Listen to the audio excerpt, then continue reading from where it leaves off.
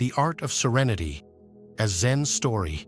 In a remote valley surrounded by mist-covered mountains, there was a Zen monastery known as the Temple of Serenity.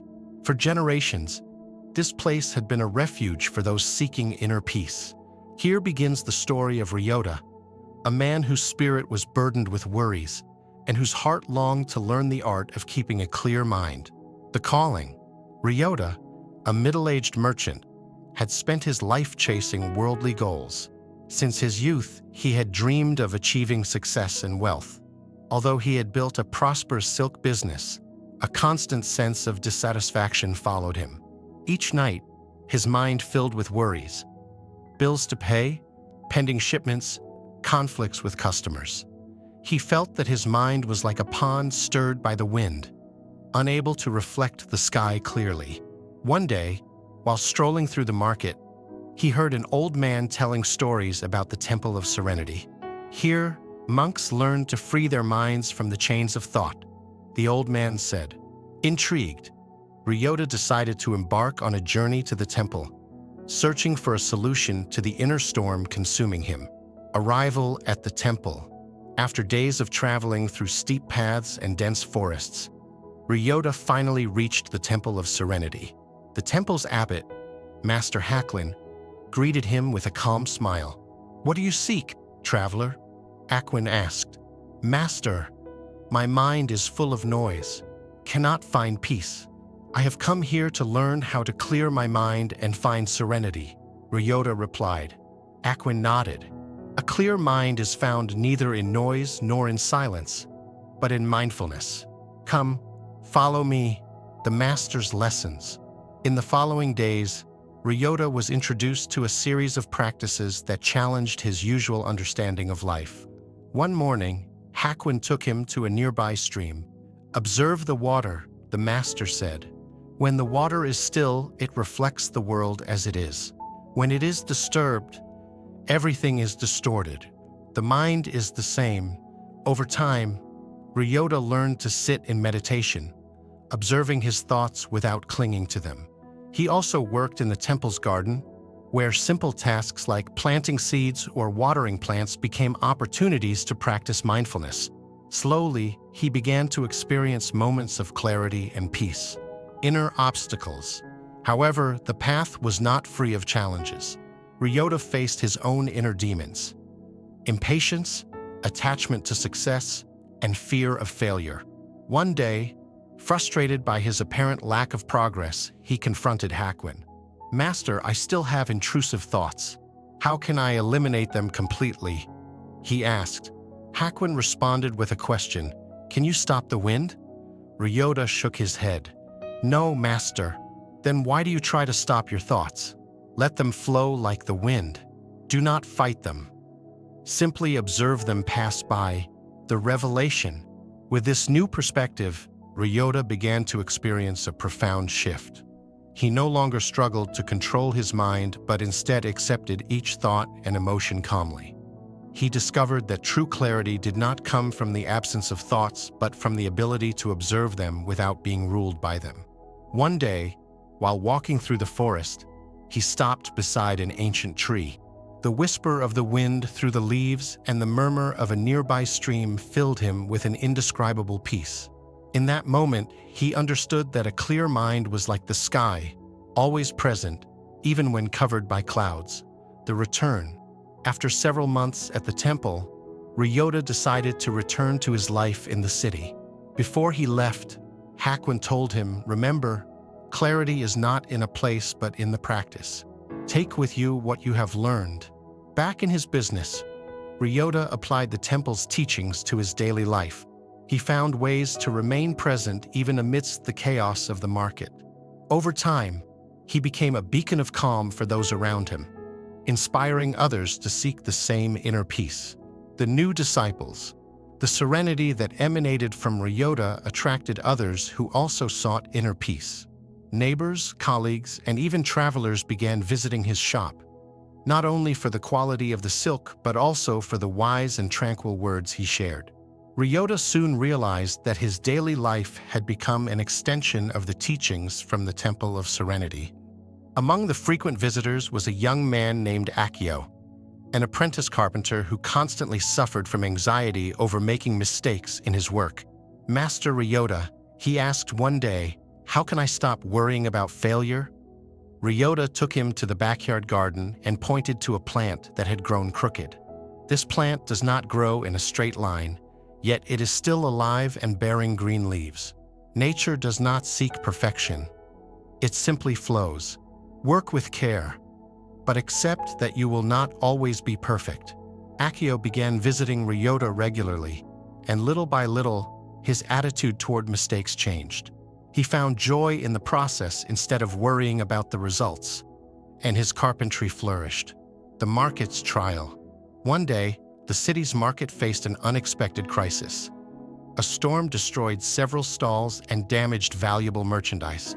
The merchants were desperate, and chaos reigned. Amid it all, Ryota gathered those affected in his shop. "We cannot control the weather, but we can control how we react to it," he said calmly. He proposed that everyone work together to rebuild the stalls and share available resources.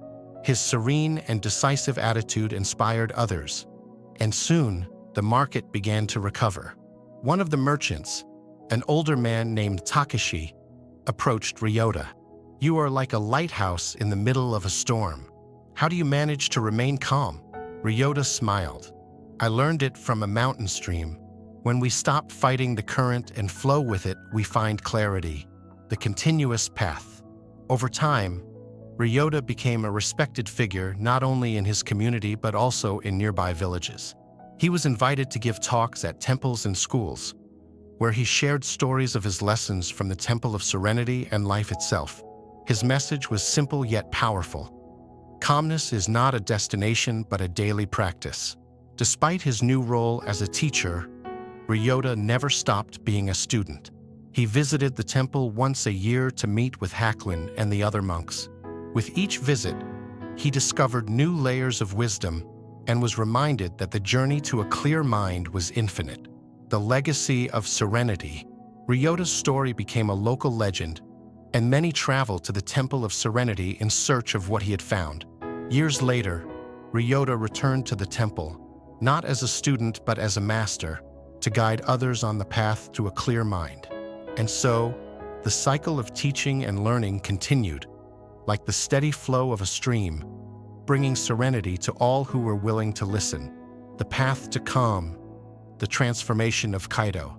In a monastery hidden among mountains shrouded in clouds, there lived a Zen master named Shunji. His reputation for unshakable serenity had made him a legend among those seeking inner peace. But he had not always been that way. One day, a man named Kaido arrived at the monastery. He carried the weight of a life marked by anger and stress. He longed to learn the art of staying calm in any circumstance. Shunji accepted him as his apprentice, warning him that the path to serenity would be long and full of trials. On the first day, Shunji took Kaido to the river at the foot of the mountain. "Look at the water," said the master. "When it is calm, it reflects everything around it with clarity. But when you stir it, everything becomes distorted. You are like this river. Learn to let things flow without disturbing your inner self." Thus began a journey of self-discovery that would lead Kaido to confront his own demons. Shunji assigned him seemingly simple tasks: sweeping dry leaves, preparing tea, and sitting in silence observing the trees. However, each task was imbued with deep lessons. "Calm is not found in the absence of noise," Shunji said. "It is found in your ability to listen to yourself amidst the noise." Over the months, Kaido faced both internal and external challenges. A storm destroyed part of the monastery, testing his ability to remain calm under pressure. On another occasion, an enraged traveler barged in, demanding shelter and food, and Shunji demonstrated how serenity could disarm even the most intense emotions. With time, Kaido learned to observe his thoughts as if they were clouds crossing the sky. He realized that he was not his emotions, but the observer behind them. And in this realization, he found the peace he had long sought. When the day finally came for him to leave, Kaido was no longer the same man who had arrived at the monastery. As he bid farewell, Shunji gave him one last piece of advice. Remember that calm is an art practiced every day. Like the river, you can learn to flow without letting the stones alter your course. Thus, Kaido carried the master's teachings with him, living a more conscious, serene life, and finding in each moment an opportunity to practice the art of calm. Life beyond the monastery. Life outside the monastery was a constant test for Kaido. He returned to his hometown, where the hustle and bustle of the market, disputes among neighbors, and daily problems seemed to challenge his newfound tranquility. His first challenge arose when an old acquaintance, Sora, confronted him in public. Sora, known for his explosive temper, was upset about an unpaid debt from years ago. Kaido listened attentively as Sora shouted and accused him. Instead of responding with anger or justifications, he remembered Shunji's teachings. The words of others are like the wind, he told himself. They can pass through you without knocking you down. He looked Sora in the eye and calmly replied, "I'm sorry for causing you this distress. Let's talk in private and resolve this." Surprised by Kaido's serenity, Sora agreed, and the conflict was settled without further tension.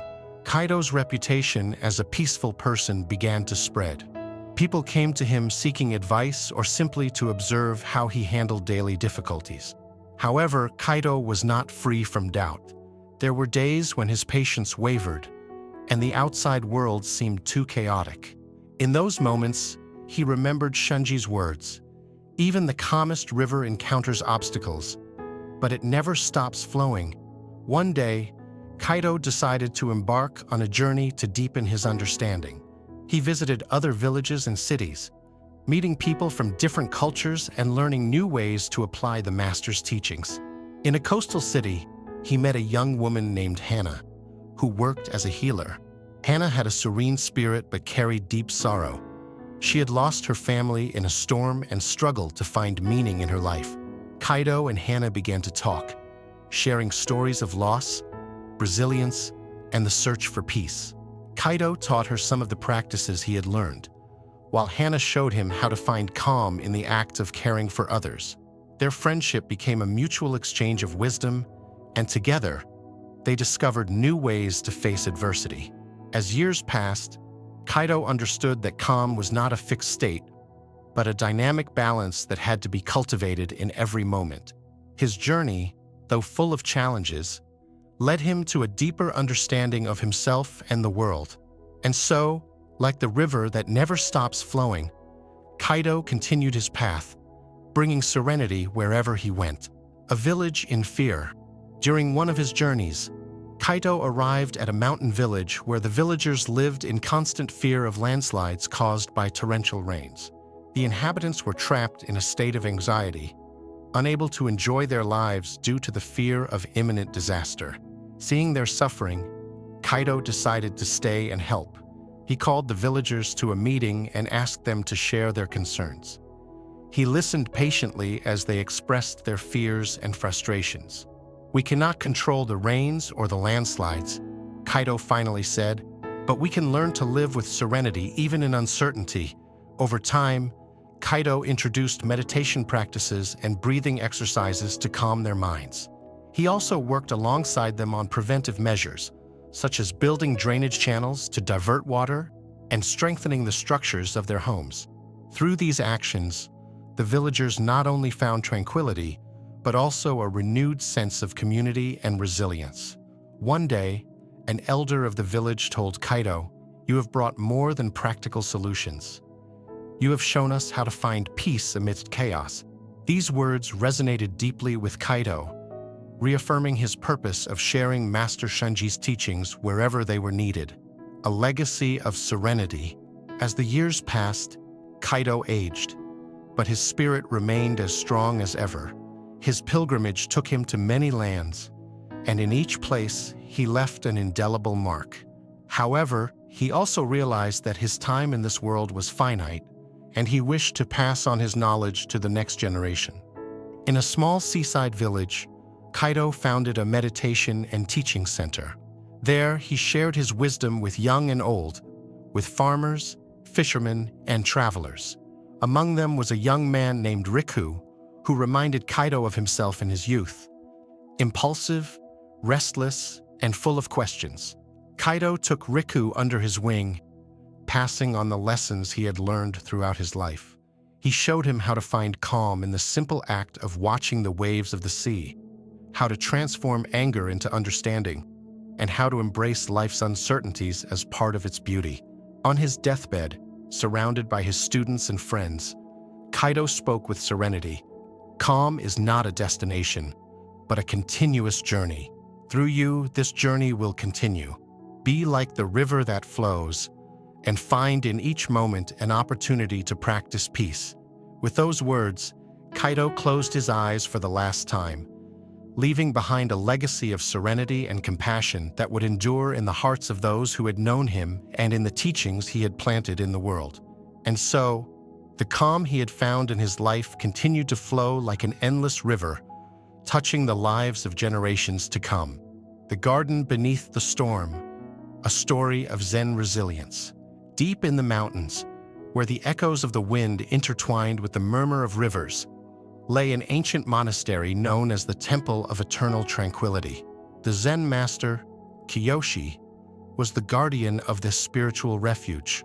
With a silver beard cascading down to his chest and eyes that seemed to hold centuries of wisdom, Kiyoshi had guided many on their path to enlightenment.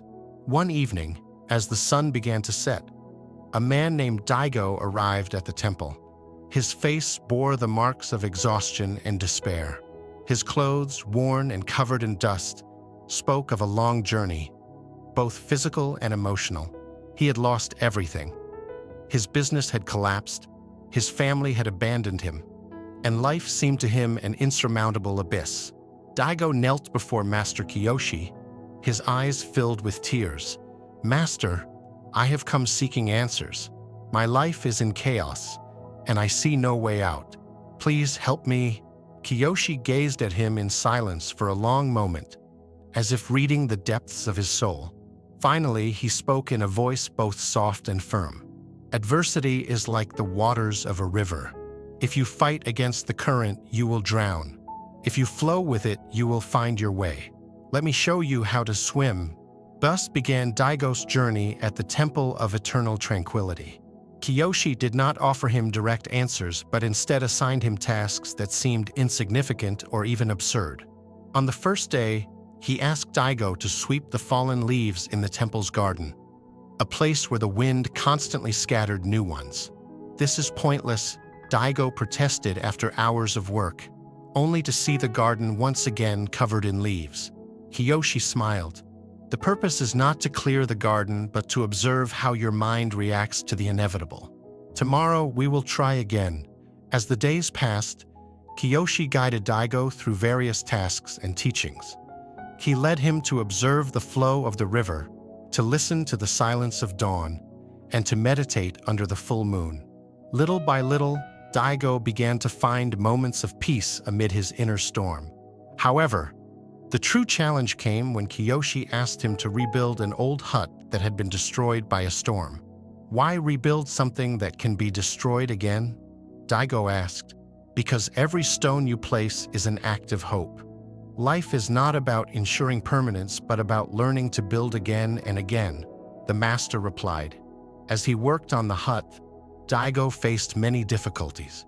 The tools were rudimentary, and the weather was not always on his side. But with each nail he hammered, something within his heart began to heal. He understood that the act of creating, even if easily undone, was in itself a triumph over adversity. Winter arrived at the Temple of Eternal Tranquility, covering the mountains in a white blanket. The days were short, and the nights brought a cold that seeped into the bones. During this time, Kiyoshi assigned Daigo an even more challenging task: to tend the Zen garden beneath the snow.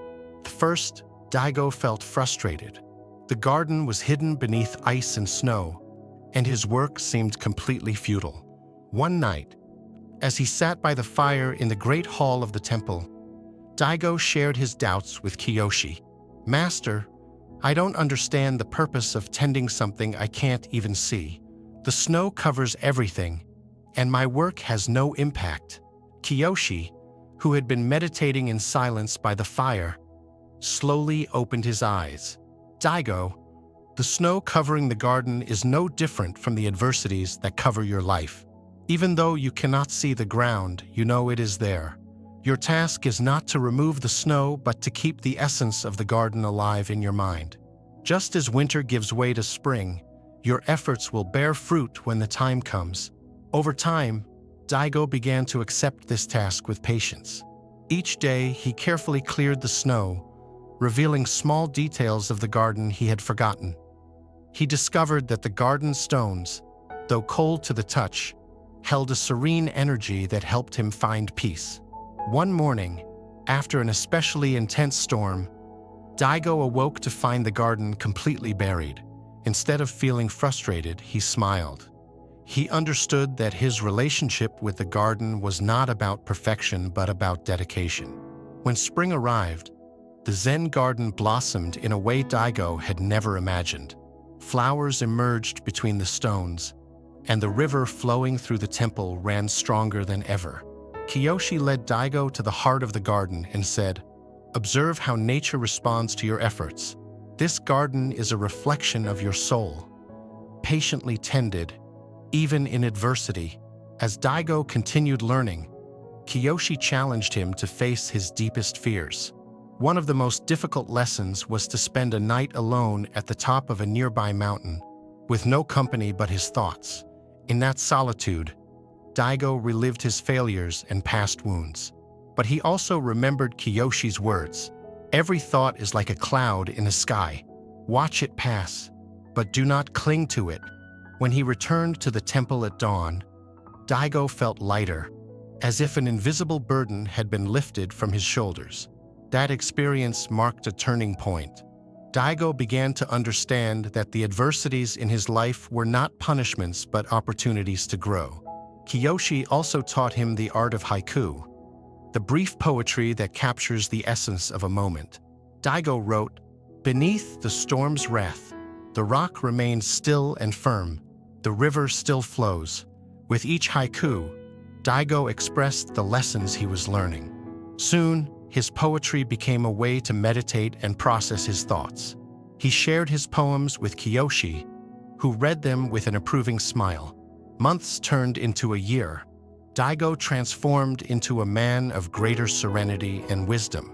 When the day finally came for him to leave the temple, Kiyoshi accompanied him to the entrance. "Remember, Daigo, adversity will always be present, but now you have the tools to face it. Walk with confidence and share what you have learned with others." Daigo bowed deeply, grateful for the master and the lessons he had received. As he descended the mountain path, he knew that his journey was only beginning. But this time, he faced the world with a new perspective and an inner strength that nothing could break. Master Kiyoshi watched as Daigo disappeared into the distance, knowing that his purpose had been fulfilled. He returned to the temple, where new leaves fell into the garden, and the cycle of life continued. Around him, the echo of the wind carried a stillness that spoke of renewal and hope, in search of eternal balance. Once upon a time, there was a vast kingdom surrounded by dense forests and majestic mountains. At its center stood a great city known as Amarak, a place where life bustled with incessant energy.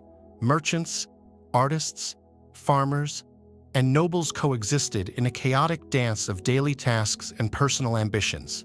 However, amid this tide of activity, there was a young woman named Hannah who felt a deep disconnection from everything around her. Hannah was the daughter of a renowned merchant, which had ensured her a life of material comfort. But those comforts did not fill the emptiness she felt in her heart. Every day, from the window of her room, she watched people pass by, each immersed in their own rush, and wondered, is this all life has to offer? One day, while wandering through the market, she overheard travelers speaking of a mystical place known as the Temple of Silence.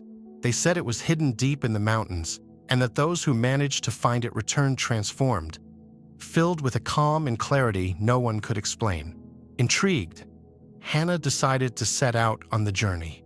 Without saying a word to her family, she packed a small bag with the essentials and departed at dawn. The path to the mountains was not easy. She passed through villages where people warned her of the dangers of the forests and the hardships of the ascent. But Hannah, driven by a mix of curiosity and desperation, pressed on. As she climbed higher, the noise of the world began to fade, replaced by the sound of the wind through the trees and the songs of birds. After days of walking, she finally arrived at a clearing where the Temple of Silence stood. It was a simple structure, built of wood and stone, surrounded by carefully tended gardens. Upon entering, she was greeted by an elderly monk named Master Kaido, whose presence radiated an indescribable peace. "Welcome," he said in a soft voice. "What do you seek?" Hannah replied, "I'm not sure. I just know there is a void in my heart, and nothing I've known can fill it." The master nodded and said, "Then you have come to the right place.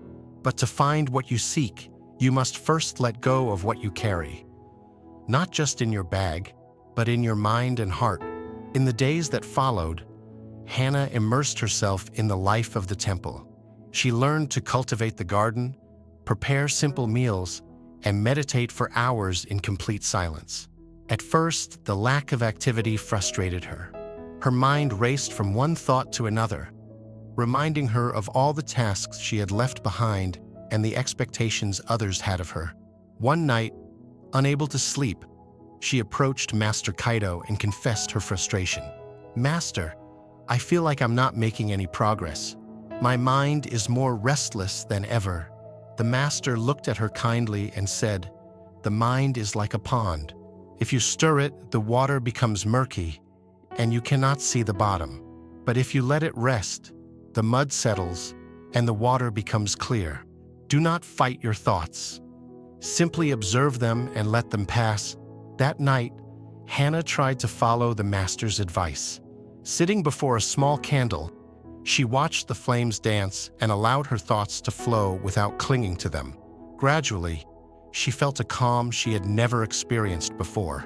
Over time, her daily practice began to transform her.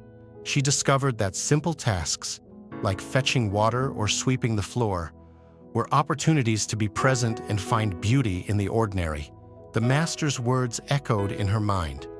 Peace is not in the destination, but in the journey.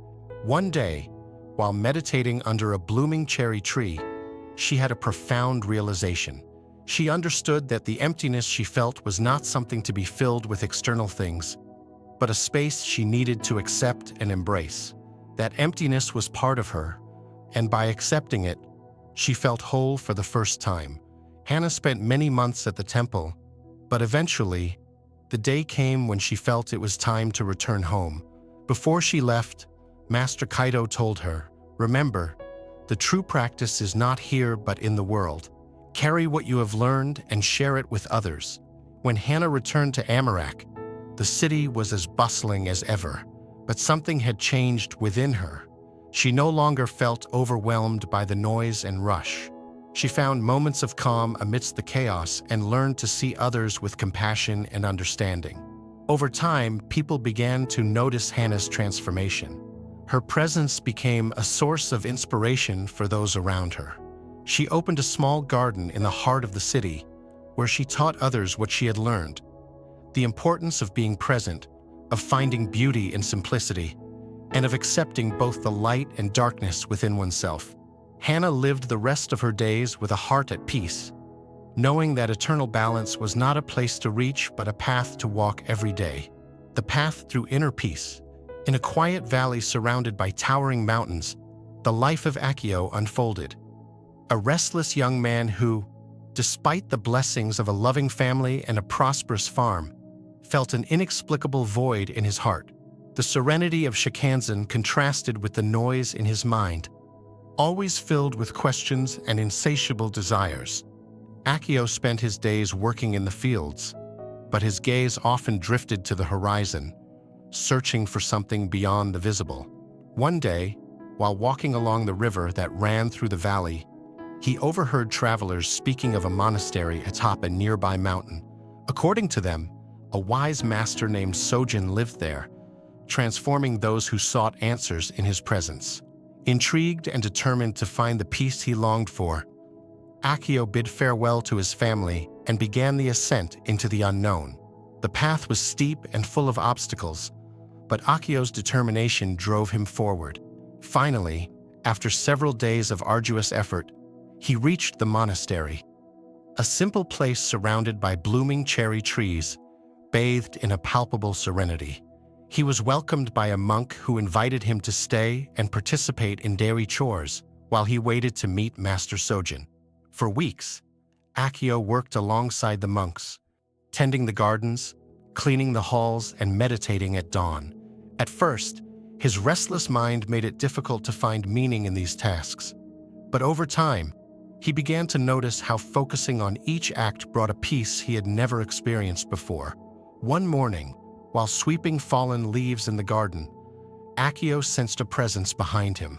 Turning around, he saw an elderly man with deep eyes and a smile that radiated tranquility. It was Master Sojin. Akio shared his longing for inner peace, and the master led him to a small hall, inviting him to sit and observe his breath. Peace is not found outside, but within yourself, Sojin said. At first, meditation was a monumental challenge. The more Akio tried to calm his thoughts, the more they multiplied. But with the master's guidance and his own perseverance, he learned to observe them without judgment or attachment. Slowly, he experienced fleeting moments of clarity and inner silence. Over time, Akio came to understand that inner peace was not a destination but a path traveled through mindfulness and acceptance of the present. This realization transformed his perception of the world and himself. Daily tasks, once trivial, became opportunities for mindfulness. His relationships with the monks and his surroundings deepened. After years of practice at the monastery, Akio decided to return to the valley. Upon his arrival, he found that nothing had changed in the place, but everything had changed within him. His heart was filled with gratitude, and his mind was at peace. He shared his learnings with those around him, not through words, but by example. Each morning, as he watched the sun rise over the mountains, he remembered Master Sojin's words. Inner peace is not a destination, but the path you choose to walk each day. On that path, Akio found not only the peace he had sought, but also the deeper meaning of his life. The River of Silence, a journey toward inner peace. In the village of Mizutani, nestled between misty mountains and rice fields, lived Haruto, a young farmer known for his hard work, but also for the restlessness that seemed to consume him from within. Although his life was peaceful and his surroundings serene, Haruto felt an inexplicable emptiness, as if something essential was missing from his existence. Each night, as the stars shone in the clear sky, Haruto wondered, is this all life has to offer? Since childhood, he had heard stories of wise men who found inner peace in remote temples or solitary paths, but he never thought that path was meant for him. I am just a simple farmer, he told himself, but he couldn't deny that something inside him longed for more. One morning, after a storm had devastated part of the crops, Haruto sat by the river that ran through the village. He watched the water flow with a calmness that contrasted with his restless heart. It was then that an old traveler appeared, carrying a worn wooden staff and wearing an expression of serene wisdom. His presence was like a fresh breeze on a hot day. I have been watching you, young one, the old man said in a soft yet firm voice. Your heart is restless, like a river struggling against the rocks. But even the most turbulent waters can find their way to calmness. Haruto looked at him with surprise and curiosity. Who are you? He asked. I am Kaigen, a pilgrim on the path of life, the old man replied. And you, young one, who are you really? That question left Haruto speechless. In his mind, he thought of the many labels he carried. Farmer, son, villager. But at that moment, none seemed to capture the essence of who he truly was. I don't know, he finally admitted. Kaigen smiled. That is an honest answer. If you wish to discover it, come with me. The path will not be easy, but the deepest truths never are. Driven by a mix of curiosity and desperation, Haruto decided to leave his daily life behind and follow Kaigen. Thus began a journey that would take him to distant landscapes and, most importantly, to the deepest corners of his own soul. The journey began with a long trail leading into the forest. For the first few days, Kaigen spoke little, letting the sound of the wind through the trees and the crunch of leaves underfoot fill the silence. Haruto, accustomed to the bustle of the village, found the silence unsettling at first. But soon, he began to notice details he had previously overlooked. The distant song of a bird, the murmur of a hidden stream, the whisper of branches swaying. One afternoon, as they rested in a clearing, Kaigen broke the silence. "Haruto, what is it that you seek?" he asked. Haruto took a moment to respond. "Peace," he finally said. "I want to understand why I feel so lost in a place that should be my home." Kaigen nodded. "Peace is not something you find outside yourself. It is a state that arises when you stop resisting what is. But to understand this, you must first know yourself." The journey took Haruto and Kaigen through mountains, valleys, and small villages. In each place, Kaigen taught him a lesson through simple yet profound experiences. In a monastery atop a hill, Haruto learned the art of meditation, struggling at first with his restless mind. "Your mind is like a monkey jumping from branch to branch," Kaigen told him. "Do not try to catch it. Simply observe." In a crowded marketplace, Kaigen taught him about detachment. As Haruto watched a merchant bargain with a customer, Kaigen said, "See how he clings to the desire to earn more coins. That attachment is the root of his suffering. If you can let go of your desires, you will find true freedom." After months of travel, Haruto began to experience moments of deep clarity. During a storm in the mountains, he found shelter in a cave and realized that the nature of the storm reflected his own mind. Chaotic on the surface, but calm at its core. That night, for the first time, he experienced a sense of peace that did not depend on anything external. When he finally returned to Mizutani, Haruto was a changed man.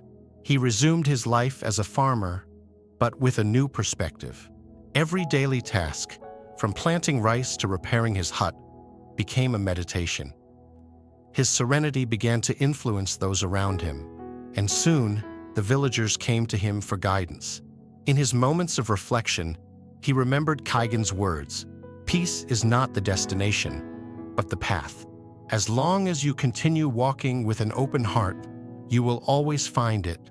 The Monastery of the Clear River, a Zen story about the flow of life. In a peaceful valley surrounded by blue mountains, there stood the Monastery of the Clear River, a place known for its deep silence and its connection to the essence of life. This monastery was unlike any other. It was not dedicated to the study of ancient texts nor to strict religious practices. Instead, its purpose was both simpler and more complex, to observe life as it was moment by moment. The monastery's master, Koan, was known for his enigmatic teachings. The villagers said that a single word from him could transform an entire life. However, his disciples knew that his teachings were not easy to grasp. "The answers are in the river," he would often say while pointing to the stream that ran through the valley. One day, a young man named Haru arrived at the monastery. He came from a nearby village and had heard of Master Koan's wisdom. "Master, I have come to learn the secret of life," Haru said with deep respect. Koan looked at him in silence for a long time. Finally, he pointed to a nearby tree and said, "Before we speak of secrets, observe that tree for an entire day." Haru, puzzled but willing, sat under the tree and watched it. He saw how the leaves moved with the wind, how insects climbed up and down the trunk, and how the sun cast shifting shadows throughout the day. When he returned to the master, Haru said, "I saw many things, but I did not find the secret of life." Koan smiled. "Then observe the river," Haru spent the next day by the river. He watched how the water flowed endlessly, how the fish swam against the current, and how the stones in the riverbed glistened under the sun. Yet, at the end of the day, he still did not understand. "Master, the river flows and constantly changes, but I do not understand what I am supposed to learn," he confessed. Koan nodded calmly. "Haru, life is like that river. It is always moving, never the same. Yet, does the river ever struggle to be what it is?" Haru did not know how to answer, but something in those words began to take root within him. A few days later, Haru decided to explore the valley. Walking downstream, he found an old fisherman sitting by the shore. The man seemed serene, as if he were an extension of the landscape. "What are you doing here?" Haru asked. "I fish," the old man replied, "but not just for fish. I also fish for the moment." Intrigued, Haru sat beside the old man and watched him work. The fisherman cast his net with extraordinary calm, waiting patiently. When he finally pulled it in, his expression did not change, whether the net was empty or full. "Aren't you frustrated when you catch nothing?" Haru asked. The old man chuckled softly. "Why should I be frustrated? The river gives what it gives. My task is not to control it, but to be here, fully present." Haru felt that he had learned something important, even if he could not put it into words. He returned to the monastery with a new question for Master Koan. "How can I learn to be completely present like the old fisherman?" Koan gave him a task. "For 1 week, do every activity as if it were the most important thing in the world. Eat, walk, clean. But do it with your full attention." Haru followed the instructions. At first, it was difficult. His mind constantly wandered, thinking about the past or dreaming of the future. But over time, he began to notice small details: the taste of food, the feel of the ground beneath his feet, the sound of the wind in the trees. At the end of the week, he presented himself before Koan. "Master, I feel like I am beginning to understand, but I still don't know if I'm doing it right." Koan replied, "Do not seek to do it right or wrong. Simply do it. Life is not measured by achievements, but by the quality of your presence in each moment." One day, a great storm swept through the valley. The river swelled, flooding fields and roads. The monks worked together to protect the monastery, and Haru joined them. As they moved stones and reinforced barriers, Haru noticed that no one complained or showed despair. Everyone acted with calm and determination. When the storm passed, Haru sat by the river and watched as the water began to settle. He felt a strange peace, as if the river were speaking directly to him. "Master, I understand a little more now. The storm came and we acted without resistance. We did not try to stop the water. We simply worked with it." Koan nodded. "The river does not fight the storm. It simply flows through it. Life is the same, Haru. When you stop resisting, you discover a strength that flows with you." Haru realized that he had learned more than he had imagined, but his journey was only beginning. Haru woke before dawn, feeling that something inside him had changed. Since arriving at the monastery of the Clear River, his perception of time and himself had begun to shift. He decided to walk to the top of the hill overlooking the valley. From there, the river looked like a thin silver thread, winding through the fields and forests. As he gazed at the landscape, Koan appeared beside him, as if sensing his presence. "Haru, what do you see from here?" Haru reflected before answering. "I see the valley, the river, and how everything seems to be in harmony." Koan nodded. "Now tell me, what do you feel?" Haru closed his eyes and took a deep breath. "I feel peace, but also longing, as if I were searching for something more." The master smiled. "That longing is the call of your true nature, but do not mistake it for an external goal. The peace you feel here is not in the landscape. It is within you." In the days that followed, Koan assigned Haru a new task: to remain completely still for an entire day, without moving or speaking. At first, Haru thought it would be easy, but he soon discovered otherwise. His mind filled with thoughts, memories, and worries. Time seemed to stretch endlessly. At the end of the day, Koan approached him. "What did you learn today?" Haru answered honestly, "I learned how restless my mind is. Even when I am still, my inner world is full of noise." Koan nodded. "External stillness is only the first step.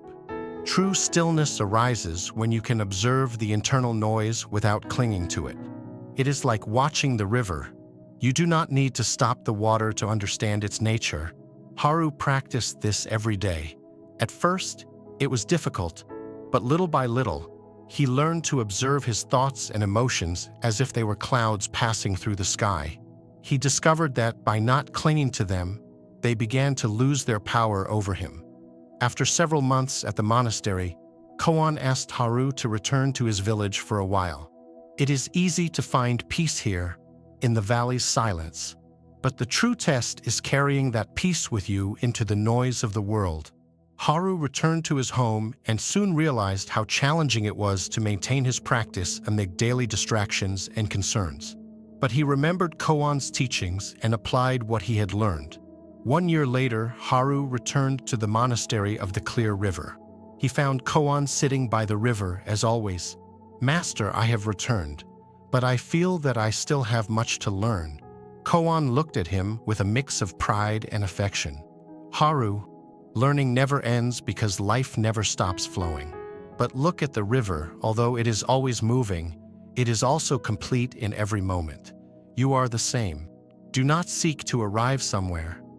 Simply be like the river." Haru sat beside his master and, for the first time, felt that there were no more questions to ask or answers to seek. The sound of the water, the whisper of the wind, and the warmth of the sun were enough. At that moment, he understood that the journey was not toward a destination, but toward a way of being fully present in every step of the path. The monk and the eternal wave. High in mist-covered mountains stood an ancient monastery. Its walls, worn by centuries, bore witness to the countless generations of monks who had sought wisdom within them. Among these monks was Tetsuo, a young man who, despite his dedication, could not find the peace that seemed to surround his companions. Tetsuo was different from the other monks. While they spent hours meditating in silence, he felt restless, full of questions about life, purpose, and the nature of existence itself. Every day, after the morning prayers, he would stop at the window of his cell. From there, he could see the valleys stretching down to a distant ocean. The sound of the water, barely audible from such heights, whispered mysteries his mind could not decipher. One morning, while the monastery was immersed in meditation, Tetsuo found himself unable to concentrate. His thoughts revolved around a single question: why does everything in life seem so fleeting? Frustrated, he decided to seek the counsel of Master Kiyoshi, an elder revered for his wisdom and unshakable calm. The master welcomed him with a serene smile. "Tetsuo, your mind is heavy with questions. What troubles you?" "Master, I do not understand why everything in life seems so transient. The things we love disappear, people change, even our own emotions are not constant. Is there nothing in this world that is eternal?" Kiyoshi nodded, as if he had been expecting this question. After a brief silence, he took a wooden bowl from a nearby table and placed it in Tetsuo's hands. "I want you to embark on a journey to the ocean you so often gaze upon from your window. Fill this bowl with the most beautiful wave you can find and bring it back to me. Do not return until you have succeeded." Tetsuo frowned, puzzled by the task. How could he carry a wave in a bowl? Yet, trusting his master's wisdom, he chose to obey. At dawn the next day, he set out toward the ocean. The journey was long and filled with challenges. Tetsuo passed through dense forests where sunlight barely pierced the thick canopy. He crossed rushing rivers whose whirlpools seemed intent on dragging him under, and he climbed steep hills that left him breathless. Each night, as he rested beneath the starry sky, he pondered his task. How does one define the most beautiful wave? Would it be the biggest, the brightest, or perhaps the most tranquil? Along the way, he met villagers who lived simple lives in the countryside. An elderly woman who offered him freshly baked bread asked, "Where are you headed, young monk?" "I am going to the ocean to find a wave," he replied without elaborating. The old woman chuckled softly. "The waves come and go. They are never the same." Though her words did not seem significant at the time, they lingered in Tetsuo's mind for the rest of his journey. After several days, Tetsuo finally reached the shore. Standing before the vastness of the ocean, he felt small. The waves rose and crashed with a deep roar, advancing toward the shore only to retreat in an endless cycle. The immensity of the sea overwhelmed him, but it also filled him with awe. He began his task. For hours, he watched the waves, searching for the one he could call the most beautiful. Finally, at sunset, he saw a wave that shimmered with golden light under the sun's final rays. Without hesitation, he ran toward the water with the bowl in his hands. But as he tried to capture the wave, it dissolved, leaving only foam in the vessel. Frustrated, he waited for another equally perfect wave and tried again. But the same thing happened every time. Day after day, he attempted to hold onto the waves, yet none remained. Over time, Tetsuo stopped trying to capture the waves and instead began to observe them. Seated on the sand, he allowed his mind to sink into the rhythm of the ocean. He noticed how each wave was unique, yet also part of a greater whole. There was no wave separate from the ocean, and each one, no matter how beautiful, was destined to vanish. One night, as he watched the horizon beneath a full moon, something inside him changed. He realized that it was not the individual wave he needed to find, but the ocean itself, vast, eternal, and in constant motion. He understood that his task was not to capture beauty, but to recognize it in its fleeting nature. With the empty bowl in his hands, Tetsuo began his journey back. This time, his mind was no longer filled with doubt, but with a quiet peace. Every river he crossed, every breeze that touched his face, reminded him of the ocean's lesson. Everything flows, everything changes, and in that change lies true beauty. When he arrived at the monastery, he found Master Kiyoshi waiting for him at the entrance. The master greeted him with a tranquil smile. "Did you bring me the most beautiful wave?" Tetsuo held up the empty bowl and answered with serenity. "Master, I could not bring a wave, but I have come to understand that I did not need to. Waves are not something we can possess. Their beauty lies in their ever-changing nature, in how they rise and fade." The master nodded. "That is so, Tetsuo. Life is like the ocean, always moving, always changing. Trying to hold onto something only brings suffering. True peace comes when we accept impermanence and learn to flow with it." From that day forward, Tetsuo was no longer known as the monk with a restless mind. His time by the ocean had transformed his way of seeing the world. Now, when he gazed at the horizon from the monastery, he no longer sought answers or tried to control the uncontrollable. Instead, he simply watched, grateful for the eternal dance of life and the lessons he had received from the ocean, the master of bamboo and the serene lake. In a remote valley surrounded by mountains, where bamboo trees stood tall like guardians of time, lived a Zen master named Kenta. His small hut sat beside a crystal-clear lake that reflected the sky and the surrounding mountains, a place so tranquil that even the wind seemed to whisper so as not to disturb the peace. Kenta was known for his ability to teach through simple metaphors, and many pilgrims sought him out for answers about life, death, and the purpose of existence. One day, a young man named Riku arrived, his heart and mind restless. He had heard stories of Kenta's wisdom and hoped the master could bring him clarity. "Master Kenta," Riku said, bowing deeply, "I have traveled from far away in search of answers. My mind is in constant turmoil. I am always thinking about the future or regretting the past. Cannot find peace. Please, Teach me how to calm my spirit." Master Kenta looked at him with a serene smile and nodded. "Riku, come with me." The master led the young man into the bamboo forest. They walked in silence, their footsteps softened by the leaf-covered ground. Kenta stopped in front of a tall, straight bamboo stalk and gestured toward it. "Look at this bamboo, Riku. It has grown for years, but it wasn't always like this. At first, it was just a seed buried in the earth. For weeks, nothing seemed to happen. Then, a tiny sprout appeared, and over time, it became what you see now." Riku frowned, confused. "Master, what does this have to do with my restlessness?" Kenta chuckled softly.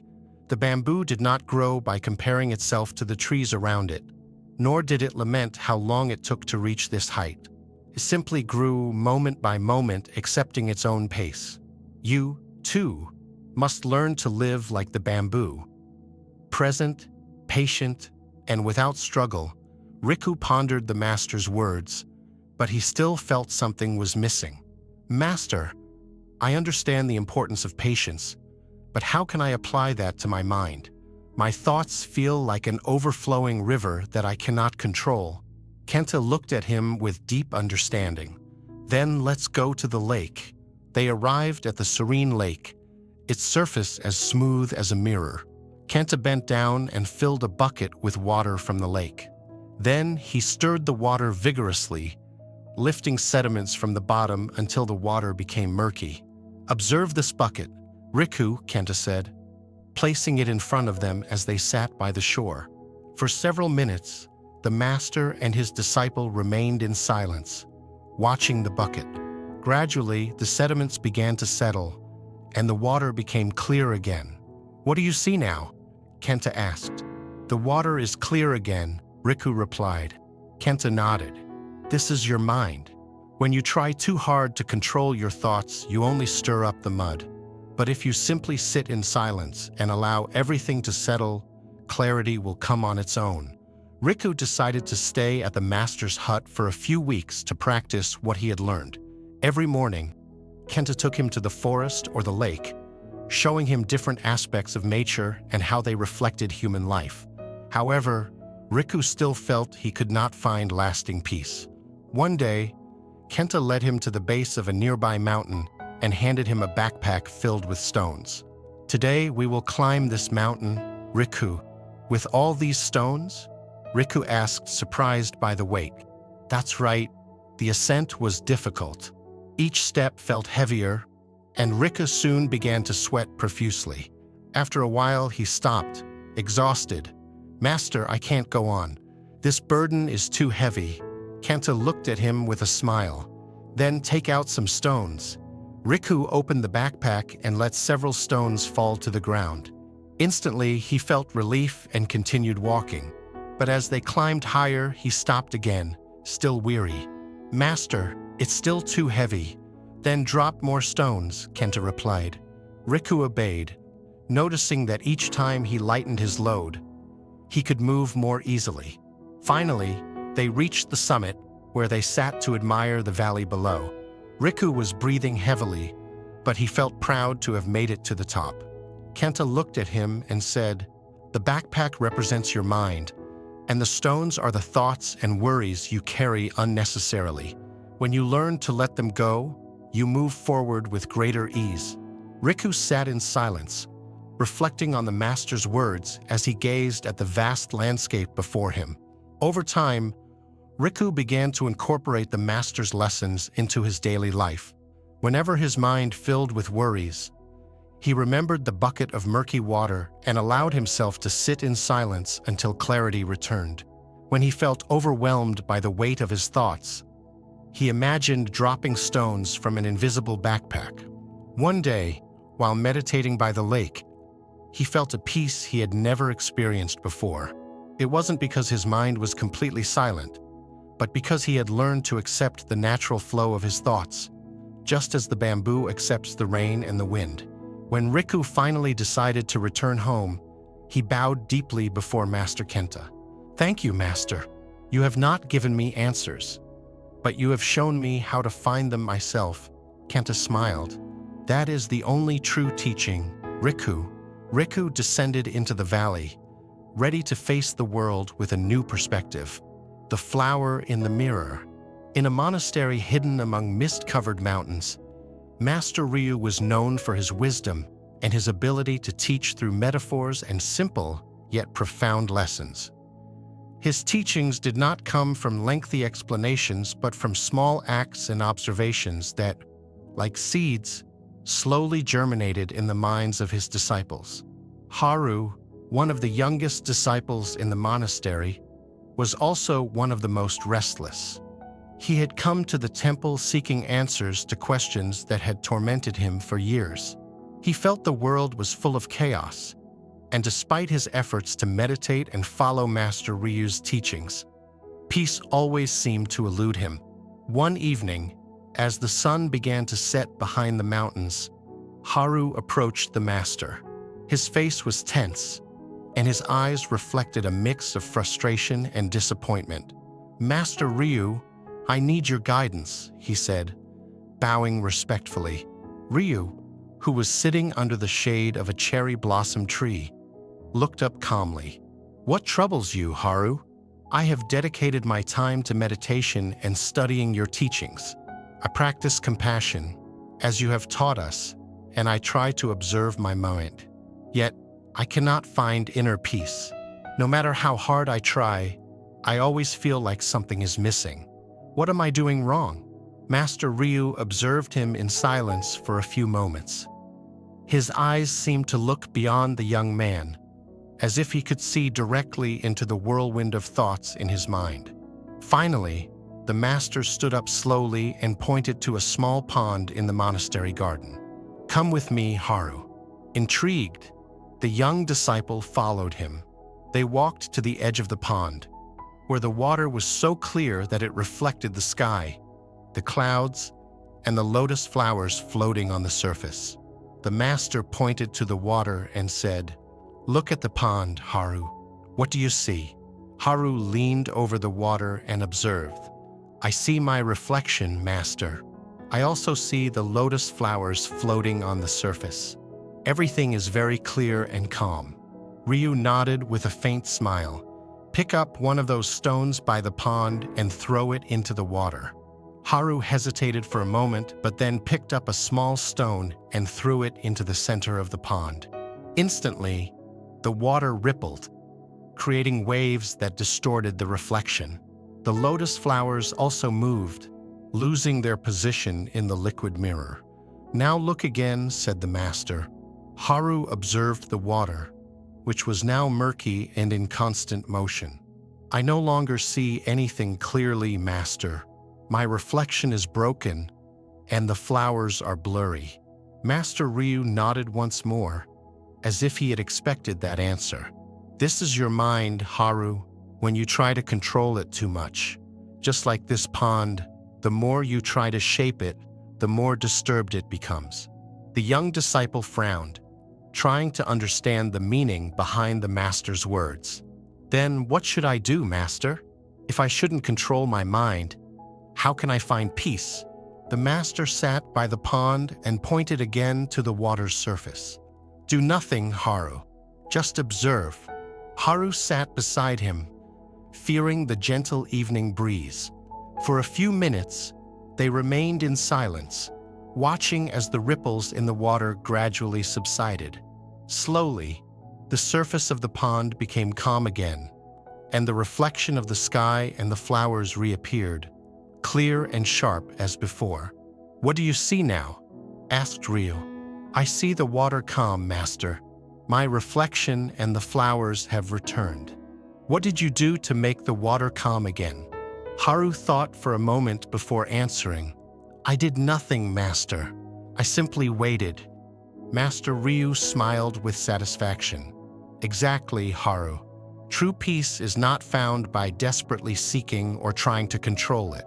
It arises on its own when you stop resisting and allow the mind to rest in its natural state."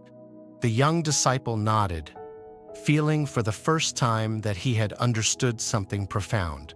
The master's words were not complicated, but the message behind them was as clear as the calm pond water. From that day on, Haru stopped striving so hard to achieve peace. Instead, he focused on observing his mind, just as he had observed the pond. When restless thoughts arose, he let them pass like the wind brushing the water's surface, and, little by little, he began to feel a serenity he had met the bamboo and the oak. In a small village surrounded by green hills and dense forests, there lived an old man named Sojin, who was respected by all the villagers for his wisdom and serenity. His cabin stood at the edge of the forest, and every day he received visitors seeking guidance. Among them, a young man named Akio arrived one morning, his heart heavy with frustration and doubt.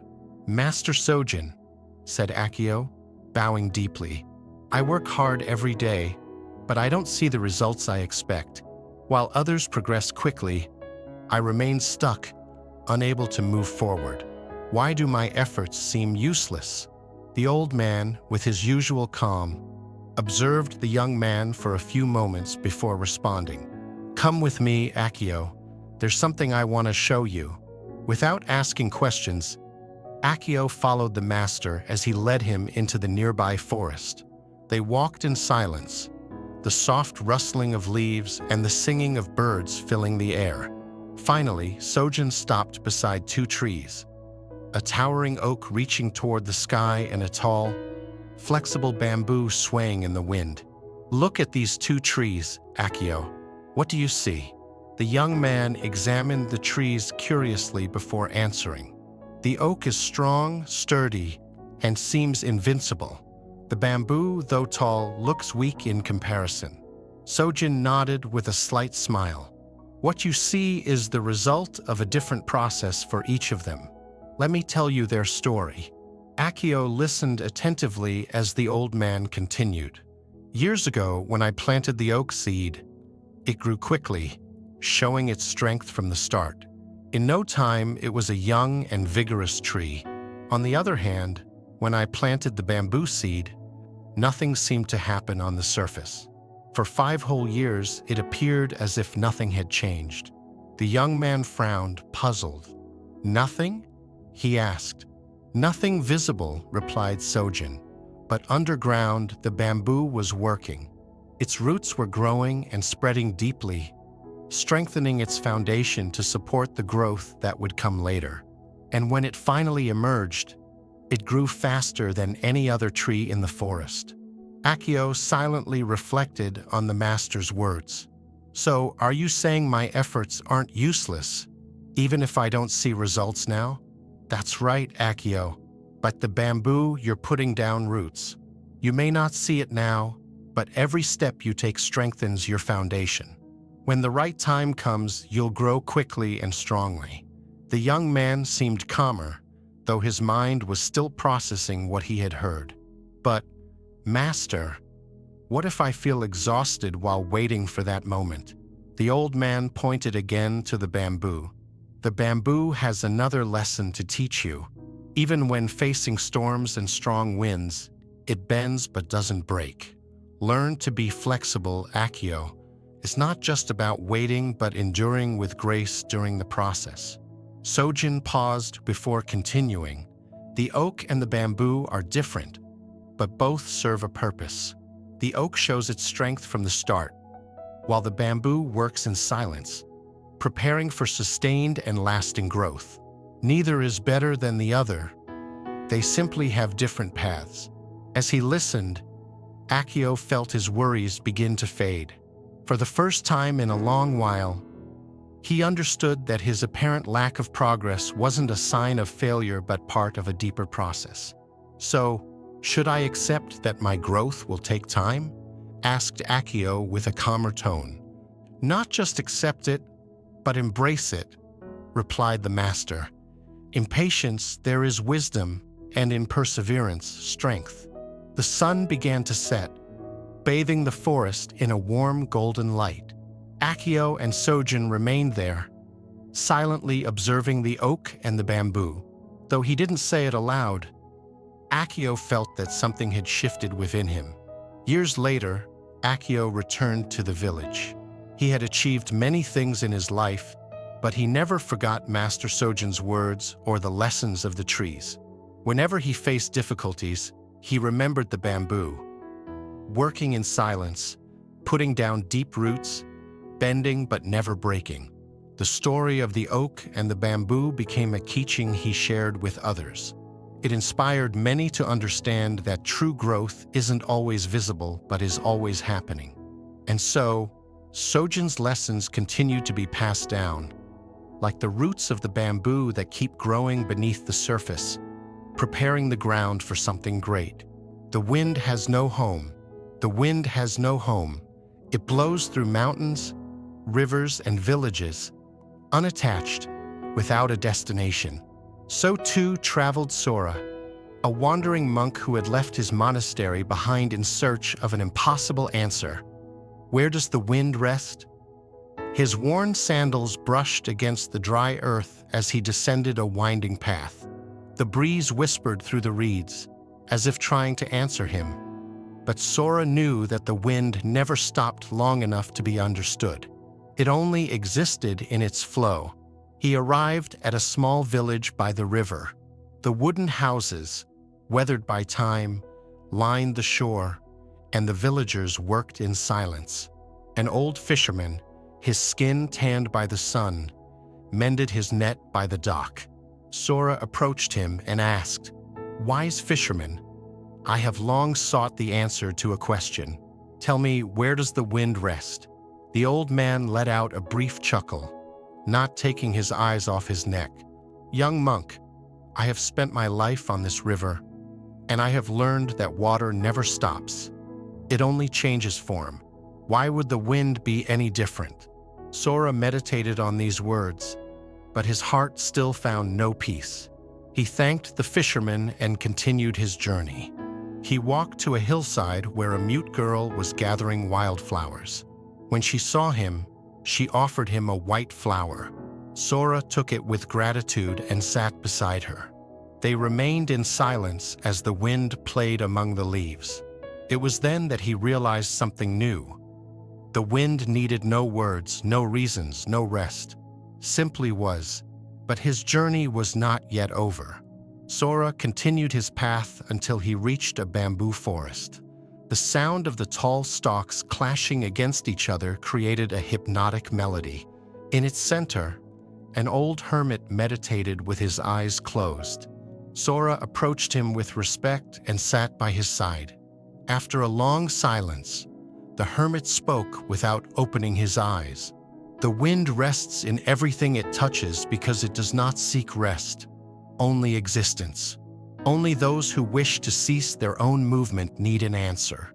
Sora closed his eyes and listened to the wind, and in that instant, he understood that his search had ended. With a serene smile, he stood up and continued walking, now without questions, letting himself be carried by the infinite breeze.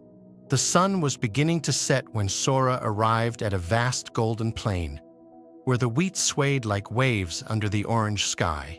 In the center of the field, an elderly farmer worked the land with infinite patience. Sora approached and observed in silence. "You have traveled far, young monk?" said the farmer without stopping. "What have you found on your journey?" "The wind does not need rest," Sora replied. "It simply is." The farmer nodded and smiled. "Then you already know what you need to know." Sora stayed a moment longer, watching how the wind played with the wheat stalks. Then, certain that his journey had transformed him, he continued on his way, letting the wind guide him to where he was meant to be. But the path did not end there. During his travels, Sora found an abandoned monastery, where the echoes of ancient prayers still resonated within the walls. He stopped to rest, but soon realized that even in silence, the wind continued to move, intertwining with his breath. He understood that he could not escape his own essence. Further ahead, at the peak of a mountain, he met an old man sculpting figures in stone. Each strike of his chisel was like a whisper of the wind shaping the rock.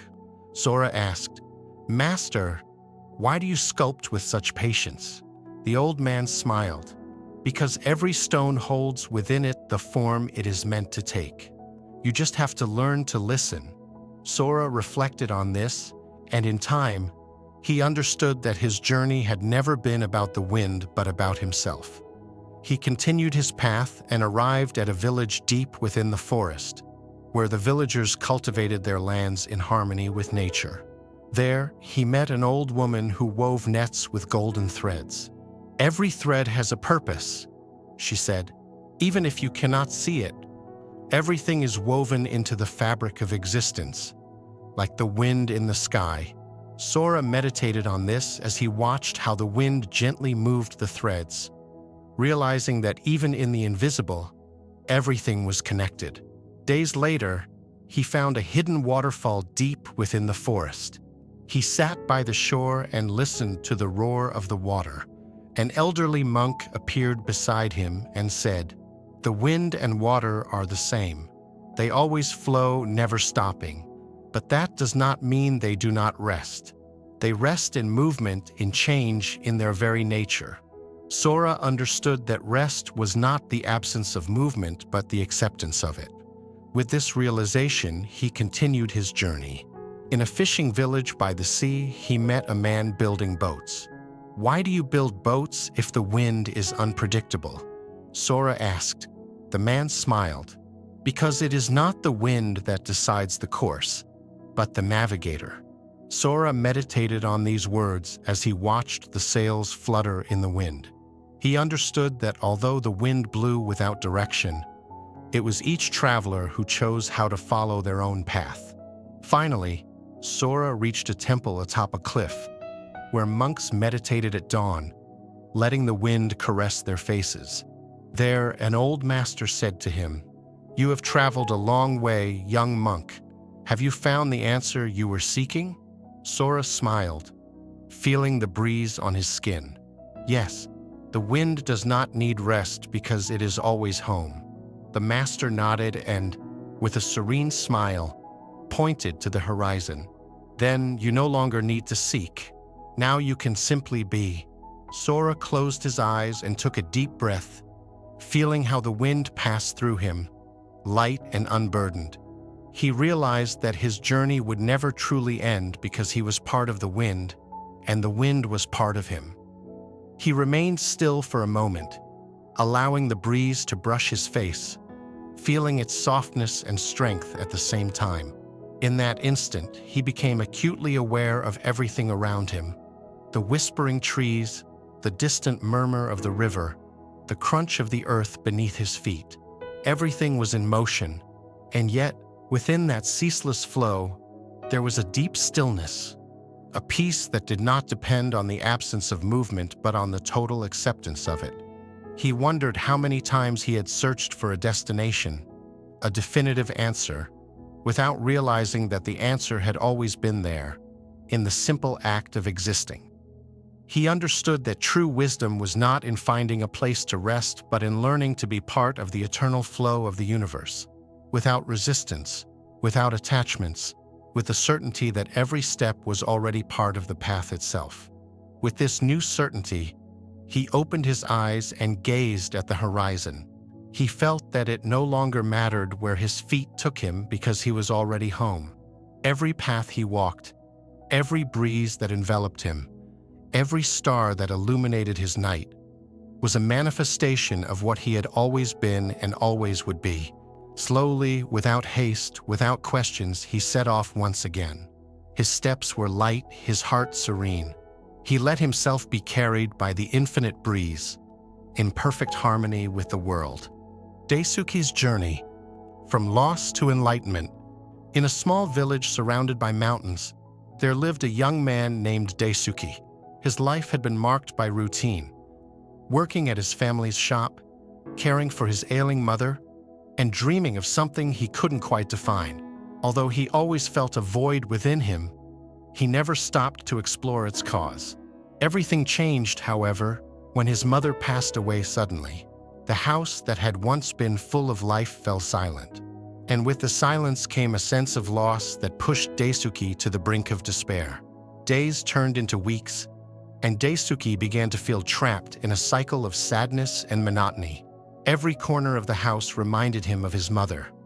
The aroma of the tea she used to prepare, the rocking chair by the window, and the small plants she cared for so tenderly. Unable to bear the weight of these memories, he started to wander aimlessly through the hills nearby, searching for relief from his grief. One day, while walking along a path lined with blossoming cherry trees, he encountered an old man resting under one of the trees. The man wore a simple robe and seemed completely detached from the outside world. For reasons he couldn't explain, Daisuke shared his story with the old man. Talking to him was like opening a floodgate he had kept shut for far too long. He spoke of his mother, his emptiness, and his desire to find something that would give his life meaning. The old man listened in silence, nodding occasionally. When Daisuke had finished, the man said, "Seek out Master Genji at the Monastery of the Dawn. There you will find what you need."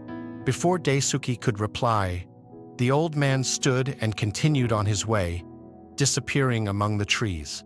Intrigued by his words, Daisuke decided to follow his advice. The encounter with the master. Daisuke left his village behind with a mix of uncertainty and hope. The thought of leaving everything he knew terrified him, but something about the old man's words resonated deeply within him. After days of walking through steep trails and sleeping under the stars, he arrived at a mist-covered valley where the Monastery of the Dawn stood. The place was simple, with wooden buildings surrounded by rock gardens and tranquil ponds. The serenity of the surroundings sharply contrasted with the chaos Daisuke felt within himself. Upon entering, he was greeted by a young monk who led him to Master Genji. The master was an elderly man with hair as white as snow and a gaze that seemed to pierce through one's soul. His presence radiated a calmness that made Daisuke feel small and insignificant. "What are you searching for?" asked Genji softly yet firmly. Confused, Daisuke replied, "I'm not sure. I only know that something is missing." Genji nodded slowly. "Then start with the basics. Here we do not seek answers but the path to them. From today you will be an apprentice. But remember, enlightenment is not something you find. It is something you live." The master assigned him a small room alongside other apprentices and explained the monastery's rules. Days began before dawn with silent meditation sessions, followed by daily tasks such as tending the gardens, preparing meals, and cleaning the halls. There was no time for distractions. Every activity was done with complete mindfulness. The challenges. First, Daisuke felt lost. The tasks he was assigned seemed insignificant, and the long hours of meditation filled him with impatience. His mind constantly wandered, reminding him of his loss and feeding his frustration. He had hoped for profound teachings or words of wisdom that would transform his life. Instead, all he received were instructions for mundane chores.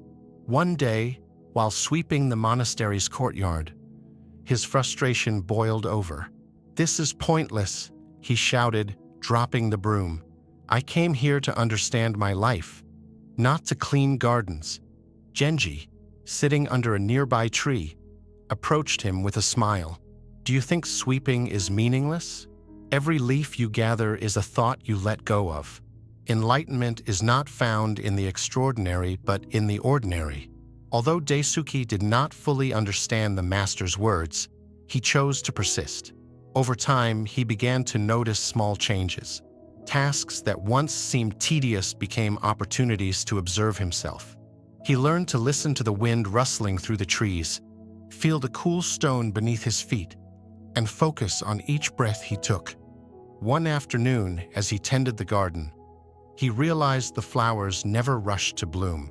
They simply existed, trusting the sun and rain to nurture them.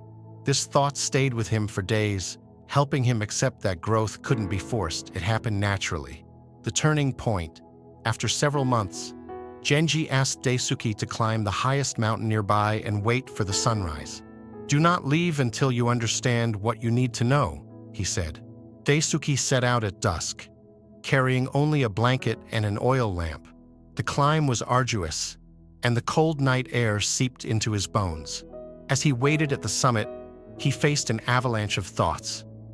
Memories of happy times with his mother, regrets that haunted him, and fears he had long buried. As the darkness enveloped him, he felt as though he were confronting his own insignificance. He was a tiny being in a vast universe, and that realization filled him with despair. But just as he thought he could bear no more, the horizon began to glow. The first rays of sunlight bathed the mountain, filling the sky with colors that seemed dreamlike. In that moment, something shifted within him. He understood that life was not something to control or fully comprehend. There was something to simply live with acceptance and gratitude. There was no need to seek answers because they were present in every moment. Daisuke returned to the monastery at dawn, exhausted but at peace. Genji was waiting at the entrance. "Now you understand," the master said. "I don't understand with words, but I feel it," Daisuke replied. From that day on, Daisuke continued his studies, but with a new perspective. He no longer sought answers, knowing they were in every moment he experienced. When he eventually left the monastery and returned to his village, he was no longer the same man who had left. He carried with him a serenity that transformed everything he touched. In his shop, on the hills where he used to wander, and in the small encounters with his community, Daisuke lived each day as an expression of enlightenment. He understood that it was not a destination but a journey, taken step by step, breath by breath. Over the years, Daisuke became a respected figure in his community, not because he sought recognition, but because his presence brought peace to those around him. People came to him for advice, and though he rarely offered direct answers, his simple words and examples spoke volumes.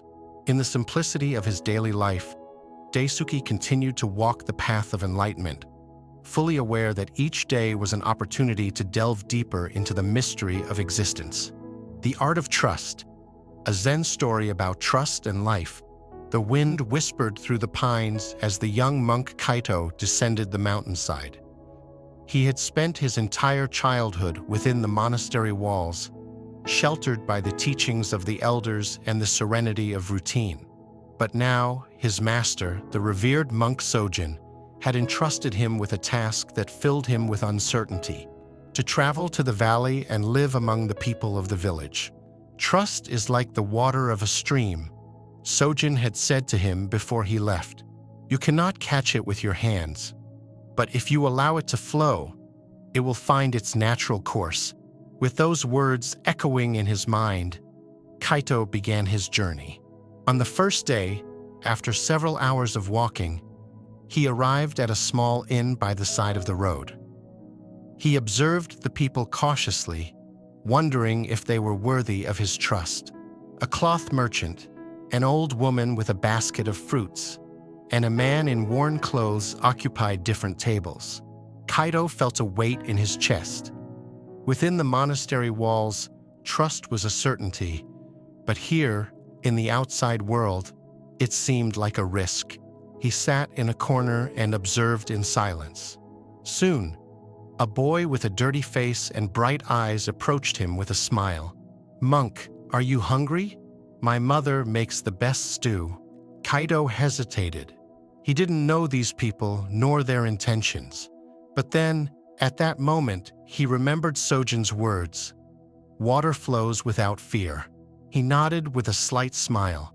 That small gesture would mark the beginning of a deeper lesson, where Kaito would discover that trust is not something given easily, but something that is cultivated, strengthened, and sometimes tested in unexpected ways. On his journey, he would learn that trust in others is also trusting life itself. The next day, Kaito continued his journey and arrived at a field where some farmers were working the land. One of them, an elderly man with hands weathered from labor, called out to him, "Young monk, you seem like a tired traveler. Would you like to share our bread?" Kaito felt doubt creep into his heart again, but he remembered the warmth of the boy at the inn and decided to accept. He sat with the farmers and listened to their stories, understanding that trust is also woven into the daily act of sharing. Each encounter taught him something new. Each honest look broke down the barriers of his uncertainty. Kaido slowly understood that trust was not an absolute guarantee, but a dance between giving and receiving, between openness and caution. Days later, Kaido arrived at a bridge that crossed a swift river. An old fisherman was there, casting his net with infinite patience. Upon seeing the monk, he smiled and invited him to sit. "Trust, young traveler, is like fishing," said the old man. "You don't always see what's beneath the water, but you must believe something will be there if you wait with faith." Kaido meditated on those words as he watched the ripples in the water. He understood that trusting also meant accepting the unknown without fear, allowing life to flow without the need to control it completely. With a lighter heart, he bid farewell to the fisherman and continued his journey, ready to face each new encounter with an open mind and a spirit willing to learn. Soon after, while crossing a dense forest, Kaido came upon a group of travelers struggling to light a campfire. The strong wind extinguished each attempt, and their faces reflected frustration. When they saw Kaido, one of them, a young man named Haru, asked for help. "They say monks have infinite patience. Could you show us how to light this fire?" Kaido smiled and knelt beside them. With slow movements, he gathered dry twigs and stones to shield the flame from the wind. Then, with calm, he struck two flints together until a spark caught the wood. "The fire, like trust, meets care and protection," Kaido said. "It is not imposed. It is cultivated with patience and faith." The travelers nodded in respect, understanding the lesson hidden in his words. Haru, in particular, felt a great admiration for Kaido and asked if he could accompany him on his journey. Kaido, remembering Master Sojin's teachings, gladly agreed. He knew that trust also meant opening up to the possibility of new friendships and learning. With Haru as a traveling companion, Kaido continued his journey toward the next village. Along the way, the stream and the rock. In a small village at the foot of a snow-capped mountain lived an elderly man named Akira. Although he appeared to be an ordinary man, the villagers deeply respected him for his wisdom and serenity. He had spent decades of his life studying Zen teachings at a remote monastery, and now lived in a simple wooden cabin near a stream that flowed down from the mountains. Neighbors would come to him seeking comfort and advice, as Akira possessed an inner peace that radiated in every gesture and word. One day, a young man named Hiro arrived in the village. He had heard of Akira and was determined to learn the secrets of Zen. Hiro was restless, always seeking answers, always chasing something. He had many questions about life, love, sadness, success, and failure. So, without hesitation, he went to visit Akira. When he arrived at the cabin, he found the old man sitting silently by the stream, watching the water flow over the rocks. Hiro, without greeting, began speaking quickly.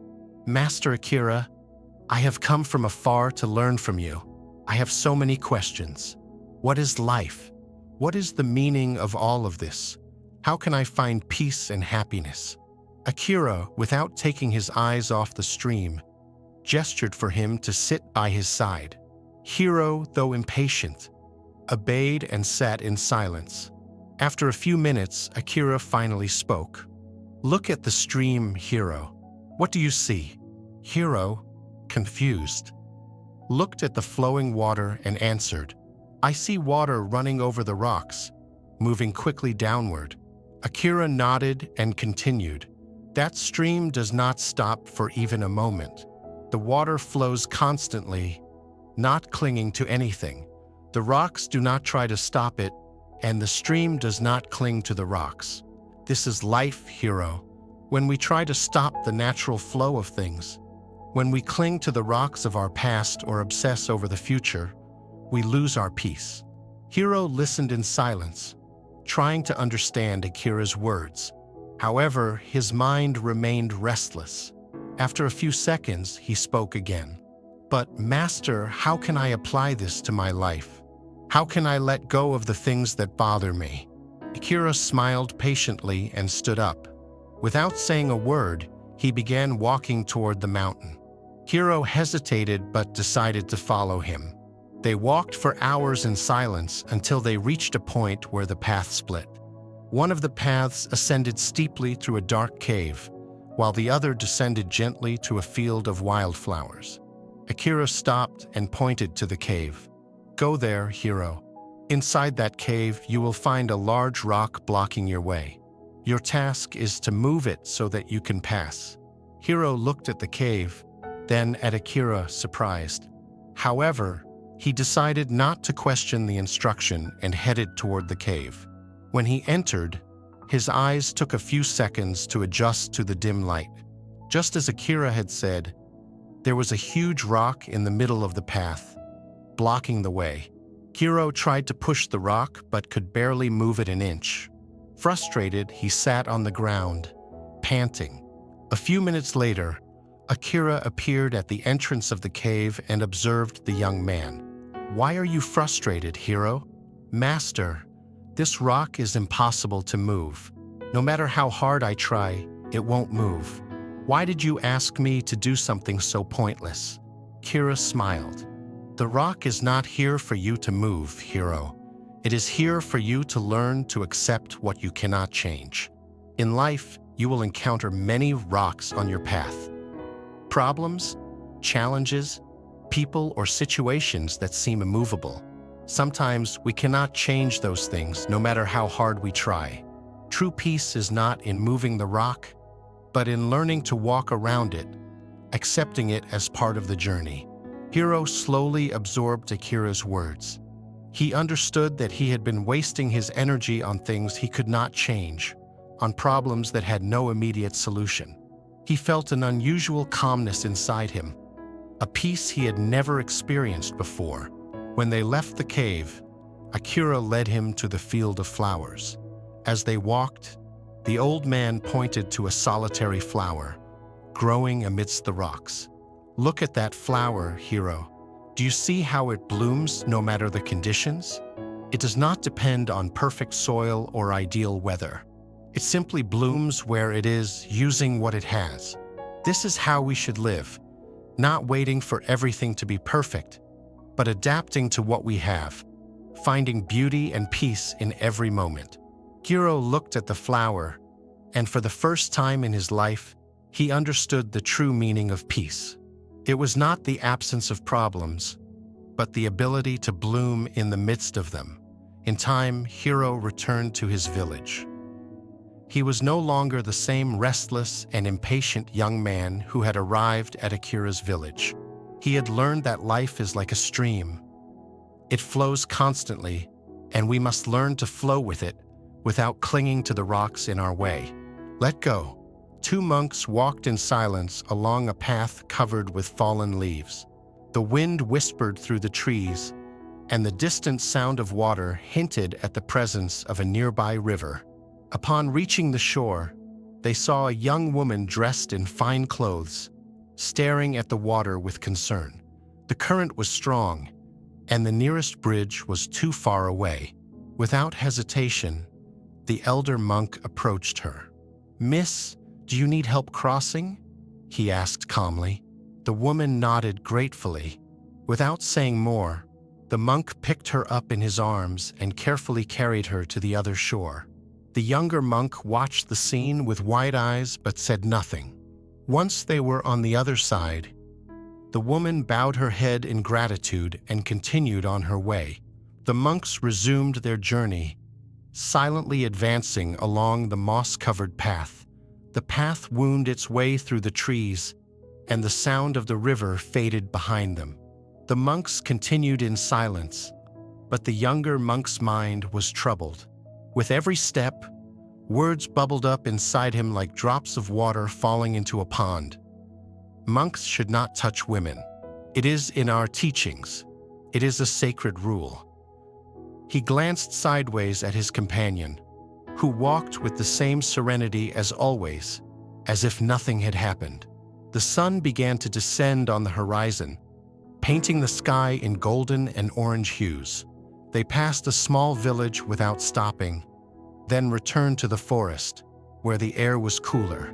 Finally, unable to contain himself any longer, the younger monk furrowed his brow and broke the silence. "Brother," he said with a tense voice, "how could you carry that woman? We have vows. We are not supposed to touch any." The elder monk walked a few more steps before stopping. He turned his head and looked at his companion with a slight smile. "I left her on the shore hours ago," he said softly. "Why are you still carrying her?" The younger monk stopped dead in his tracks. His companion's response hit him like a gust of wind in the calm. Still carrying her? He felt a knot in his chest. He wanted to respond to justify his reproach, but he realized that his thoughts were still clinging to the scene at the river. His mind had traveled back time and again to the moment when the elder monk had picked the woman up. The elder, in contrast, walked with the lightness of one who has left behind what has already passed. They resumed walking in silence. Now, each step of the younger monk was heavy with reflection. He wondered how many times in his life he had carried unnecessary burdens. Words spoken by others, past mistakes, judgments. Night began to envelop the forest. Soon they would find shelter for the night. But within the younger monk, another journey was beginning, one towards understanding and true freedom. The path narrowed as the moon peeked through the branches. The younger monk continued walking in silence, but his mind was now focused on something else. How many times have I carried invisible burdens? He remembered the times he had felt resentment for words from others, the moments when he had replayed past mistakes, trapped in thoughts that held him back. He looked at his companion, who walked calmly as though nothing weighed on him. He had left the woman at the shore, and I am still carrying her. He sighed and felt something loosen in his chest. It was as if, by realizing his attachment, he had let go of some of his burden. The forest opened up into a clearing, where they found a small abandoned cabin. There they would spend the night. The younger monk started a fire, watching the flames dance gently in the darkness. "Brother," he finally said, "I think I understand now." The elder monk smiled, but said nothing. He simply nodded, allowing silence to speak for itself. The fire crackled softly, casting dancing shadows on the cabin walls. Outside, the wind blew through the trees, but inside, all was calm. The younger monk watched the flames, feeling his mind gradually become clearer. "My whole life," he said quietly, "I have followed the rules with devotion, believing that discipline alone would make me free. But today," he paused, "today I realize that I have been a prisoner of my own judgment." The elder monk looked at him serenely. "Rules are like a boat to cross the river," he said softly. "But once you've crossed, do you still carry the boat on your shoulders?" The younger monk closed his eyes for a moment. He understood what his brother was saying. Rules were guides, not chains. He should not cling to them without understanding, but learn to let go when they were no longer necessary. He felt something inside him unravel, like snow melting in the warmth of the sun. That night, for the first time in a long time, he slept without burdens in his heart. Dawn brought with it fresh, pure air. The first rays of the sun filtered through the leaves, casting golden hues on the forest. The younger monk opened his eyes feeling light, as if he had left behind a weight he hadn't even known he was carrying. His companion was already awake, sitting in meditation before the extinguished fire. His expression was serene, at peace with the world and with himself. The younger monk sat beside him and closed his eyes. This time, His mind was not trapped in thoughts of the past or worries for the future. Only the present existed. The whisper of the wind, the distant song of a bird, the crunch of leaves beneath his crossed legs. Everything was exactly as it should be. They remained in silence for a long time until the younger monk spoke. "Brother, how do you manage to let go so easily?" The elder monk opened his eyes with a slight smile. "It's not that I let go," he replied. "It's that I never hold on." The younger monk felt another wave of understanding. It wasn't about learning to let go, but about not clinging from the very beginning. He breathed deeply and smiled. The sun slowly rose above the horizon as the monks resumed their journey. The dew-covered path reflected the morning light with a soft glow. The younger monk walked with a new feeling inside him. Something had changed in his step. He no longer felt the need to speak, to question, to hold on to unnecessary thoughts. He simply walked, present in each step, feeling the earth beneath his feet and the breeze caressing his face. They passed by a stream, and the clear water reminded him of the river from the day before. But this time, there was no conflict in his mind. The water flows without clinging to anything. Suddenly, he saw his companion stop and point to a fallen tree blocking the path. Without hesitation, the monks bent down to move it together. The younger monk felt the rough wood in his hands, the shared weight, the effort of pushing. And then he understood something else. Just as we helped move this log, yesterday we helped a woman cross a river. There was nothing more to it. When they finally cleared the path, the young monk smiled. There were no rules to break or attachments to hold. Just actions in the present without weight, without burden. The path continued ahead, winding along hills covered in grass and wildflowers. The young monk felt the world in a different way now. Every sound, every scent, every breeze on his skin was new, as if he had never truly experienced them before. Around a bend in the path, they saw an elderly man sitting on a stone. His clothes were worn with age, and his gaze was lost in the horizon. The monks stopped in front of him. "Good morning, old man," greeted the elder monk respectfully. "Are you well?" The old man slowly turned his head and smiled. "I've been sitting here all morning thinking about the mistakes of my youth," he responded in a slow voice. "The words I spoke and the ones I didn't, the decisions I made and the ones I didn't make." The young monk listened attentively. "And the more I think about it," the old man continued, "the heavier my heart becomes." The elder monk leaned slightly toward him. "When you walk a long path," he said gently, "do you pick up stones and carry them with you?" The old man blinked and then let out a small laugh. "How foolish I've been," he murmured, "carrying a weight that no longer exists." The young monk smiled upon hearing those words. He had learned the same thing the previous night. The old man sighed deeply, as though releasing an invisible sack of stones. "All my life, I've carried things that no longer exist," he murmured. "But today I leave them here." The monks nodded with a slight bow and continued on their way. As they walked, the young monk felt a deep respect for the lesson they had just witnessed. "The burdens we carry in our minds," he said softly, "are the heaviest of all." The elder monk smiled. "And yet, they exist nowhere except in ourselves." The young monk reflected in silence. He understood that suffering did not come from what happened in life, but from the way one held it. They passed another river, calmer than the previous one. The waters flowed gently, not holding on to anything, not resisting. The young monk paused for a moment and looked at the reflection of the sky in the surface. This is how the mind should be, he thought, like the water that lets everything pass and doesn't cling to anything. He took a deep breath and continued walking. There was nothing left to carry.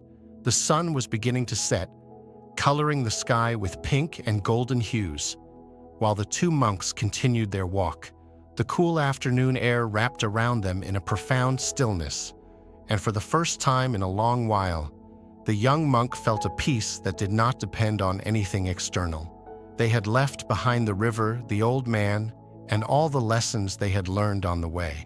But the most important one still stayed with them: the art of letting go, the art of not clinging.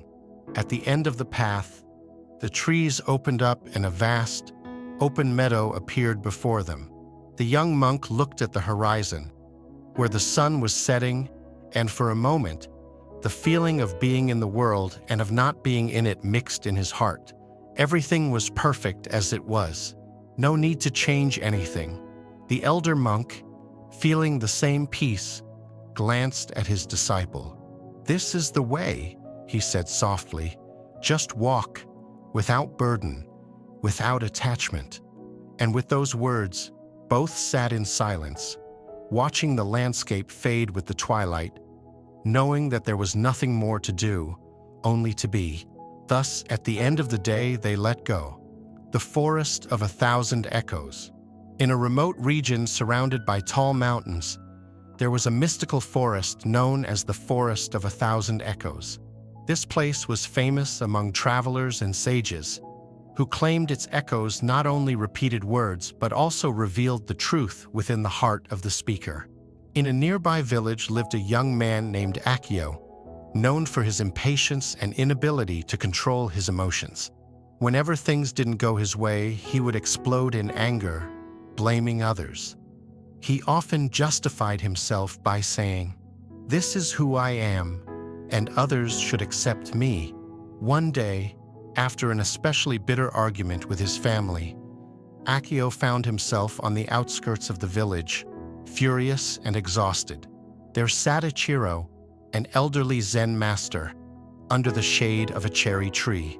Ichiro was known for his wisdom and for helping those who sought answers. "Why are you so troubled, young man?" Ichiro asked calmly. Still seething with anger, Accio vented, "I always have to deal with people who don't understand me. Everyone criticizes me for who I am, but no one tries to see things from my perspective." The old man listened attentively, nodding slowly. "I understand your frustration," Ichiro said gently. "However, I believe you need clarity to truly understand what's happening. And how can I achieve that?" Accio asked skeptically. Ichiro rose slowly. "Come with me to the Forest of 1,000 Echoes. Perhaps there you will find the answers you seek." Though Accio didn't fully believe the stories about the forest, his curiosity outweighed his doubt, and he followed the old man. After walking for several hours, they arrived at the forest. The trees were tall and ancient, their leaves whispering with the breeze. The air was filled with an unsettling calm. Ichiro pointed to a clearing in the woods. "Go there, young man.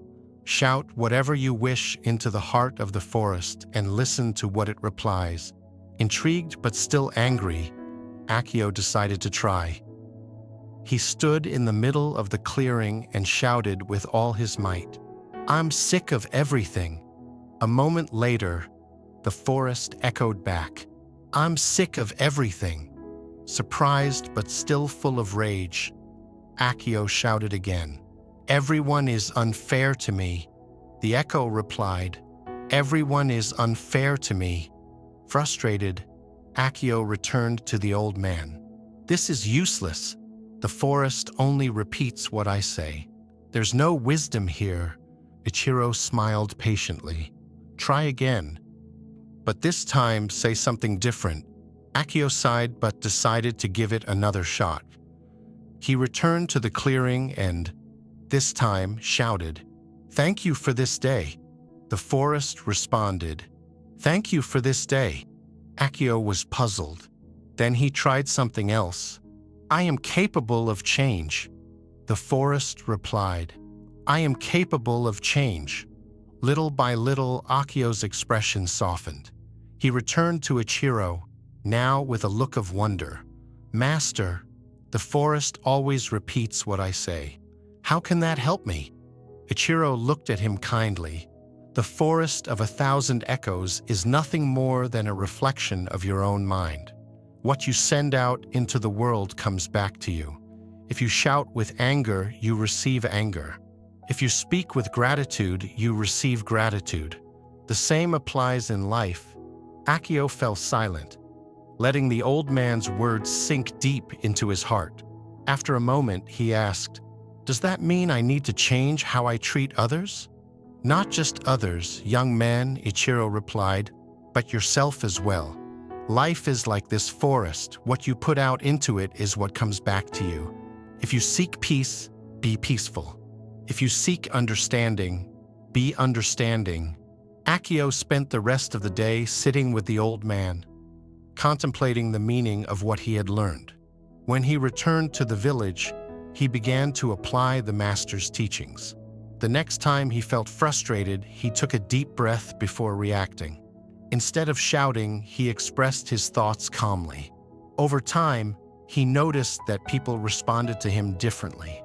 His relationships improved, and the constant sense of conflict that had followed him for so long began to fade. A year later, Akio returned to the forest of 1,000 echoes, this time to give thanks. He sat in the same clearing where he had once shouted his frustrations and spoke softly. "Thank you for showing me who I am." The forest replied with its echo. "Thank you for showing me who I am." The cherry tree and the first breath of time. In a small village surrounded by mountains, there was an old cherry tree standing in the center of an abandoned garden. Its branches, twisted by time, bloomed every spring with ephemeral beauty. Under its shade, a young man named Kaido would sit to meditate. He was barely 20 years old, yet he already felt the weight of unanswered questions. What is time? Why does everything change? What is the purpose of life? One day, as the flowers gently fell onto his lap, an old man approached. His face was marked by deep wrinkles, but his eyes shone with unwavering serenity. "Why do you sit here, young one?" the old man asked, his voice as soft as the wind. "I seek answers," Kaido replied. "I want to understand the meaning of life." The old man sat beside him and took a cherry blossom in his hands. "Look at this flower," he said. "It is beautiful, isn't it? But in a few days it will wither and fall to the ground. This is time. Everything that is born must die.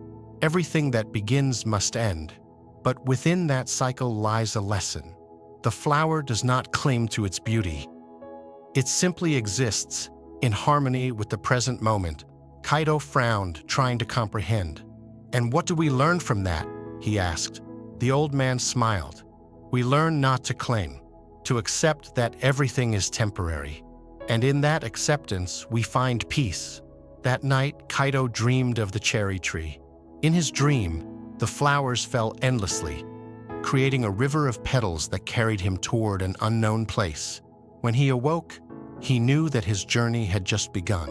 The river of time. Kaido decided to leave the village in search of answers. He walked for days, following the course of a river that seemed to flow eternally. As he advanced, he observed how the water changed. Sometimes it was calm and serene, other times it roared with strength. One day, he encountered a woman washing clothes by the shore. "Why does the river never stop?" Kaido asked her. The woman looked at him with a kind smile. "The river is like life," she said. "It always flows, always changes. If you stand still, it will carry you away. But if you learn to swim, it will take you to incredible places." Kaido reflected on her words. Perhaps time was not something to fear, but something to embrace. He continued his journey, fearing that each step brought him closer to a deeper truth. The meeting with the master. After weeks of travel, Kaido arrived at a temple atop a mountain. There, he met a Zen master named Ryokan. The master was known for his wisdom and his ability to see beyond appearances. "What do you seek, young one?" Ryokan asked. "I seek to understand the passage of time and the lessons of life," Kaido replied. The master nodded slowly. Time is a mirror, he said. It reflects what we are and what we have been.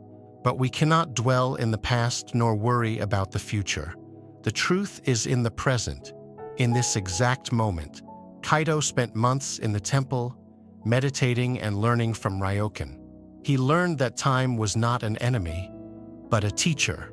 Each day brought new lessons, new opportunities to grow. The seasons of the heart. Kaido spent a year in the temple, watching the seasons change the landscape around him. In spring, the cherry tree in the temple garden bloomed with an intensity that seemed to celebrate life. In summer, green leaves danced under the sun.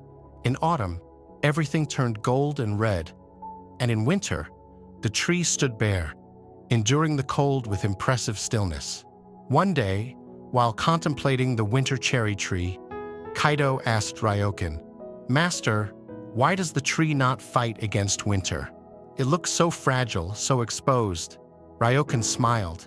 "The tree does not fight because it understands that winter is part of its cycle. Without the cold, there would be no spring. Without loss, there would be no rebirth. It is the same with the human heart. Sometimes, we must go through winter to bloom again." Kaido nodded, feeling those words resonate deep within him.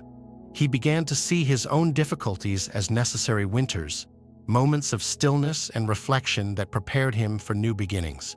The mirror of the lake.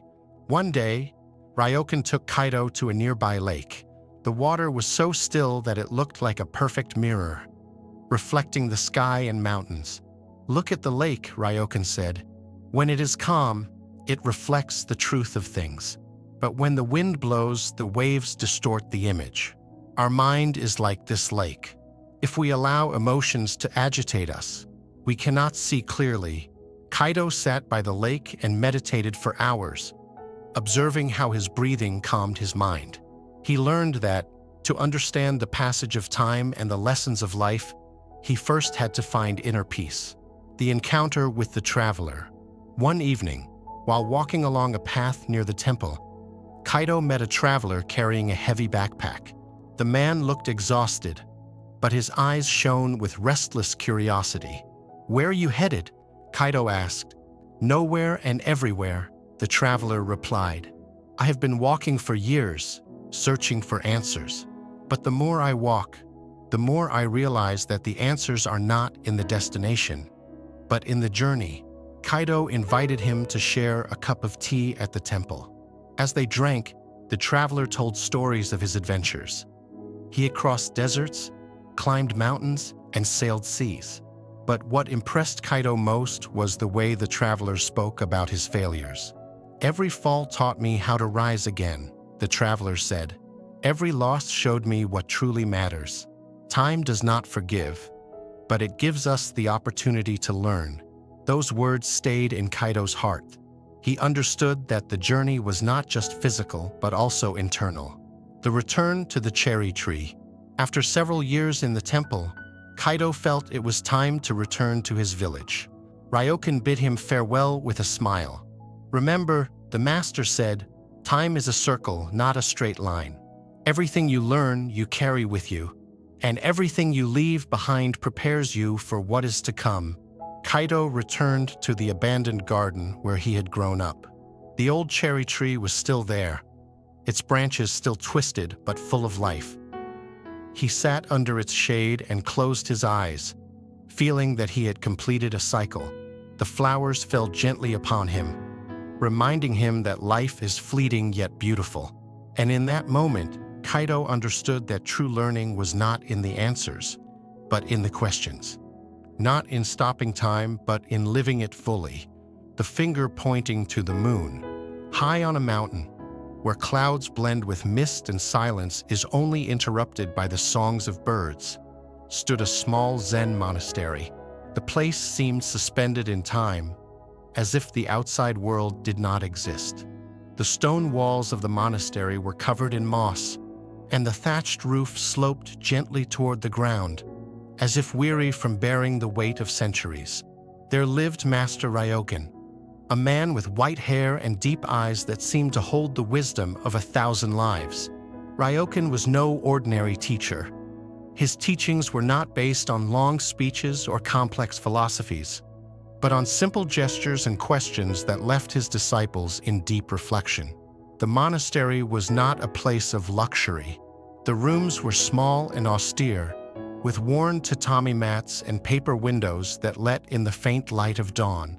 In the center of the courtyard stood an old cherry tree, its branches stretching out like protective arms over the garden. Under that tree, Ryokan would spend hours in meditation, as still as a rock, while leaves fell around him and the wind whispered secrets only he seemed to understand. One day, a young man named Kaido arrived at the monastery. He had traveled from a distant village, carrying a backpack full of books and a heart full of questions. Kaido was slender, with an intense gaze and an insatiable curiosity that had led him to walk dusty paths and cross raging rivers in search of answers. He had read everything he could find about Zen: the sutras, the koans, the teachings of ancient masters. But something inside him whispered that true knowledge was not in the pages of books but in direct experience. Upon arrival, Kaido was greeted by Ryokan, who looked at him with a calm smile. The master said nothing, but his presence was so soothing that Kaido felt his worries dissolve, as if time had paused for a moment. "Master," said Kaido, bowing respectfully, "I have come to learn from you. I want to understand the truth." Ryokan nodded slowly and, without saying a word, pointed to the sky. Kaido followed the direction of the master's finger and saw the moon, round and bright, illuminating the night. The moon seemed suspended in the sky like a beacon of peace, its silvery light bathing the monastery and the surrounding forest. "There is the truth," said Ryokan, his voice soft but firm. Kaido stared at the master's finger, then at the moon, and then back at the finger. His mind began to race, trying to decipher the meaning of that gesture. Was it a symbol? A metaphor? A code to be deciphered? "What does this mean, master?" he asked, confused.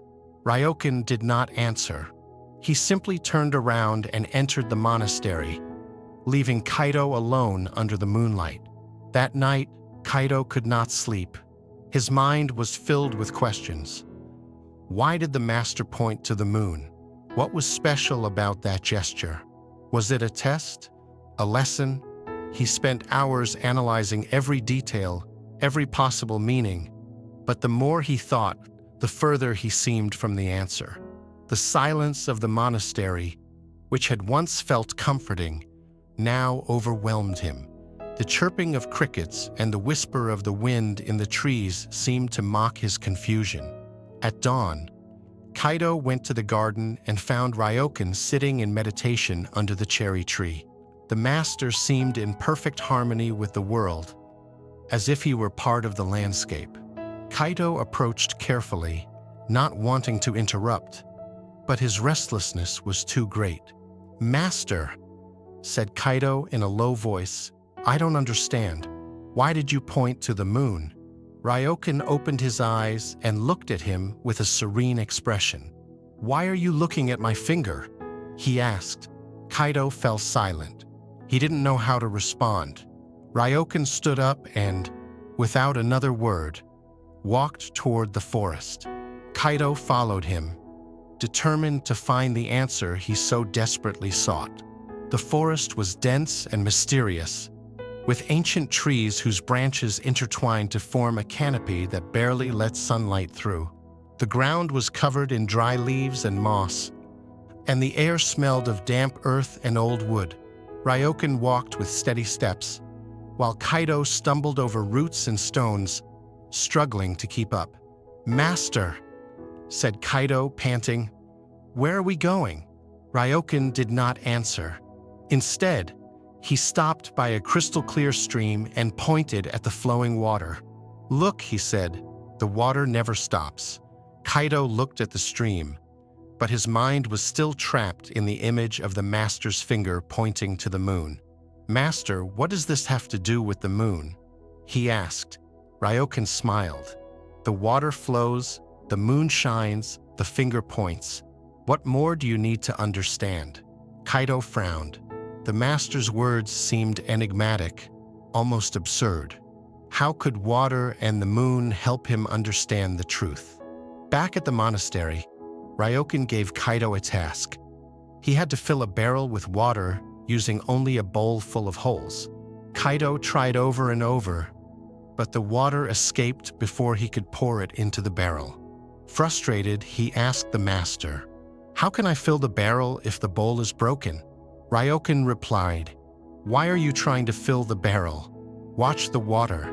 Kaido looked at the water falling to the ground, forming small puddles. Suddenly, he understood that the water did not need to be contained to exist. Simply flowed like the stream in the forest. It was free, unbound, without worries. And in that moment, Kaido felt something inside him begin to change. Days passed, and Kaido continued with his tasks at the monastery. He swept the garden, cooked, meditated under the cherry tree. But now, instead of seeking answers in every gesture of the master, he began to observe the world around him with new eyes. He noticed how the cherry leaves fell softly to the ground, how the clouds formed and dissolved in the sky, how the wind played with the flowers in the garden. And little by little, the questions that tormented him began to lose their importance. One night, after months of meditation and seemingly meaningless tasks, Kaido sat under the moon. This time, he did not think about the master's finger or the questions that haunted him. He simply observed the moon, bright and serene. The silver light illuminated his face, and Kaido felt something inside him open, like a flower finally seeing the sunlight. At that moment, something changed within him. The moon was no longer a symbol or an enigma. It was simply the moon as it was. Kaido felt a deep peace, as if he had found something that had always been there but had never seen. He ran to the master and said, "I understand. The moon is not a message, nor a symbol. It's just the moon." Ryokan smiled and replied, "Then why are you telling me?" Kaido laughed, realizing that the truth did not need to be explained or shared, simply was. Years later, Kaido became a master. When a new disciple arrived at the monastery, full of questions and thirst for knowledge, Kaido pointed to the moon and said, "There is the truth." The disciple looked at Kaido's finger, confused. Kaido smiled, remembering his own journey, and knew that each person must find their own moon. Final reflection. The story of the finger pointing to the moon is a powerful metaphor about the search for truth. Often, we focus on the means, the finger, instead of looking at what truly matters, the moon. Zen teaches us that truth cannot be taught directly. It can only be pointed to. Each person must walk their own path to discover it. At first, Kaido was so obsessed with understanding the master's gesture that he forgot to look at the moon. He spent entire nights analyzing, questioning, searching for answers in the wrong places. But the truth was not in the finger, nor in the master's words, nor in the books he had read. It was in direct experience, in observation without judgment, in the acceptance of what is. The water in the stream, the bowl with holes, the moon in the sky. These were all lessons Ryokan was giving him. But Kaido couldn't see them because he was too busy searching for answers. Only when he stopped searching, when he allowed himself to simply be, did he understand that the truth had always been there, waiting to be seen. The story invites us to reflect on how we seek truth in our own lives. Often, we get lost in details, explanations, and methods, forgetting that the truth is right in front of us, waiting to be seen. Zen reminds us that truth cannot be taught with words. It can only be pointed to. Each of us must look beyond the finger and find our own moon. Ultimately, the finger pointing to the moon is an invitation to let go of our preconceptions, to stop searching for answers in the wrong places, and to open ourselves to the direct experience of reality. It is a lesson in humility, patience, and the understanding that truth is not outside of us but within, waiting to be discovered. The silence that speaks. The return to the village. Kaito returned to his village with the shamisen in his hands and silence in his heart. The people welcomed him with a mix of curiosity and skepticism. How could a deaf musician play again? What kind of magic or madness had possessed him during his absence? But when Kaito began to play in the village square, all doubts vanished. His music was not just sound. It was an experience that transcended hearing. The melodies flowing from his shamisen resonated in the air, but also in the hearts of those who listened. It was as if each note carried a story, an emotion, a fragment of the universe. The children approached first, drawn by curiosity. Then, the adults captivated by the depth of his music. Kaito did not speak much, but his presence was enough. Over time, he began to teach others not just how to play the shamisen, but how to listen in a different way. He taught them to feel music in their bones, to perceive life in the vibrations of the world. His students, initially confused, began to understand that music was not just an auditory art, but a complete sensory experience. A young musician. One day, a young man arrived in the village looking for Kaito.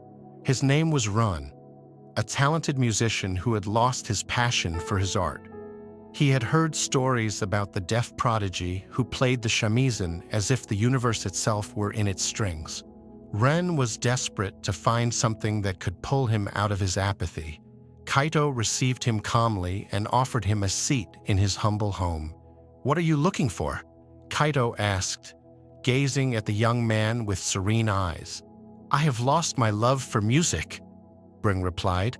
"I heard that you have found something beyond sound. Can you teach me?" Kaito smiled faintly and handed him the shamisen. "Play," he said simply. Ren hesitated but took the instrument and began to play. The notes flowed, but they lacked soul. Kaito observed in silence, and when Ren finished, he asked him a question. "What did you feel?" Ren frowned. "Nothing," he admitted. Kaito nodded. "Then you weren't listening." Ren looked at him, confused. "How can I listen if there is no sound?" Kaito leaned forward. "Sound is not just what you hear with your ears. It is what you feel with your heart. Close your eyes and play again.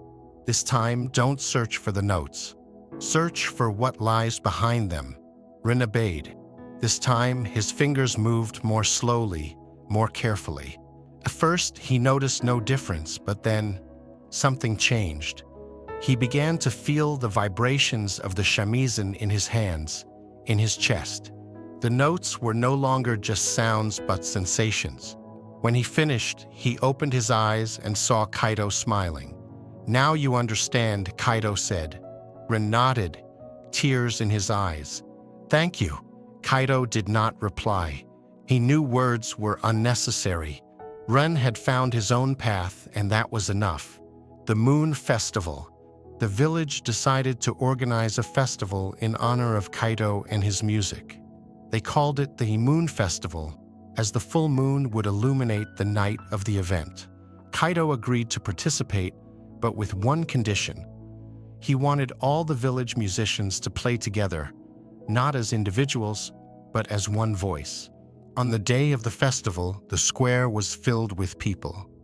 The musicians gathered on stage, each with their instrument. Kaito stood in the center, shamisen in hand. When they began to play, something magical happened. The melodies intertwined, creating a symphony that seemed to come from another world. The people did not just hear the music, they felt it. It was as if the universe itself was singing through them. At the end of the performance, there was a deep silence. No one wanted to break the spell. Kaito looked at the crowd and smiled. He did not need words to express what he felt. His music had spoken for him. Ren's journey. Inspired by Kaito, Rin decided to embark on his own journey. He wanted to explore the world and share what he had learned. Kaido gave him his blessing and a shamisen as a farewell gift. Remember, Kaido told him, music is not in the notes, but in the silence that connects them. Rin nodded and departed, carrying Kaido's teachings and the promise to return someday. The encounter with nature. Kaido began spending more time in nature. He discovered that the forests, rivers, and mountains had their own music, one that did not need to be heard to be felt. He often sat beneath an old tree and let his fingers dance over the strings of the shamisen, creating melodies that seemed to emerge from the earth itself. One day, while walking through the forest, he found an injured wolf. The animal looked at him with wary eyes, but Kaido approached calmly. He took some water from his flask and offered it to the wolf. Then he began to play a soft, soothing melody. The wolf closed its eyes and relaxed, as if the music was healing it. From that day on, the wolf became his companion. It followed him everywhere, like a silent guardian. Kaido named it Yoru, which means night in Japanese. The samurai's challenge. A wandering samurai arrived in the village, challenging Kaido to a musical duel. The samurai, named Takashi, was known for his mastery of the koto, a traditional stringed instrument. He wanted to prove that Kaido's music was nothing more than a trick. Kaido accepted the challenge, but with one condition. The duel would not be to determine who was better, but to explore together the true meaning of music. On the day of the duel, the square was filled with people. Takashi played first with impeccable technique and burning passion. His music was powerful, but it lacked the depth that characterized Kaido's. When it was Kaido's turn, he closed his eyes and began to play. His music was soft at first, but soon it transformed into something greater, deeper. It was as if the universe itself was speaking through him. Takashi watched in awe, and when Kaido finished, he bowed in respect. "You have won," Takashi said. Kaido shook his head. "It is not about winning or losing. It is about finding truth in music." Takashi nodded, understanding for the first time that music was not a competition but a journey. Ren's return. Years later, Ren returned to the village. He had traveled across the country, sharing Kaido's teachings and learning from other musicians. He brought stories and songs from distant places, but also a deep gratitude toward his master. Kaido welcomed him with a smile. "You have grown," he said. Ren nodded. "Thanks to you." Together, they organized a new festival, this time with musicians from all over the country. It was a celebration of music, silence, and human connection.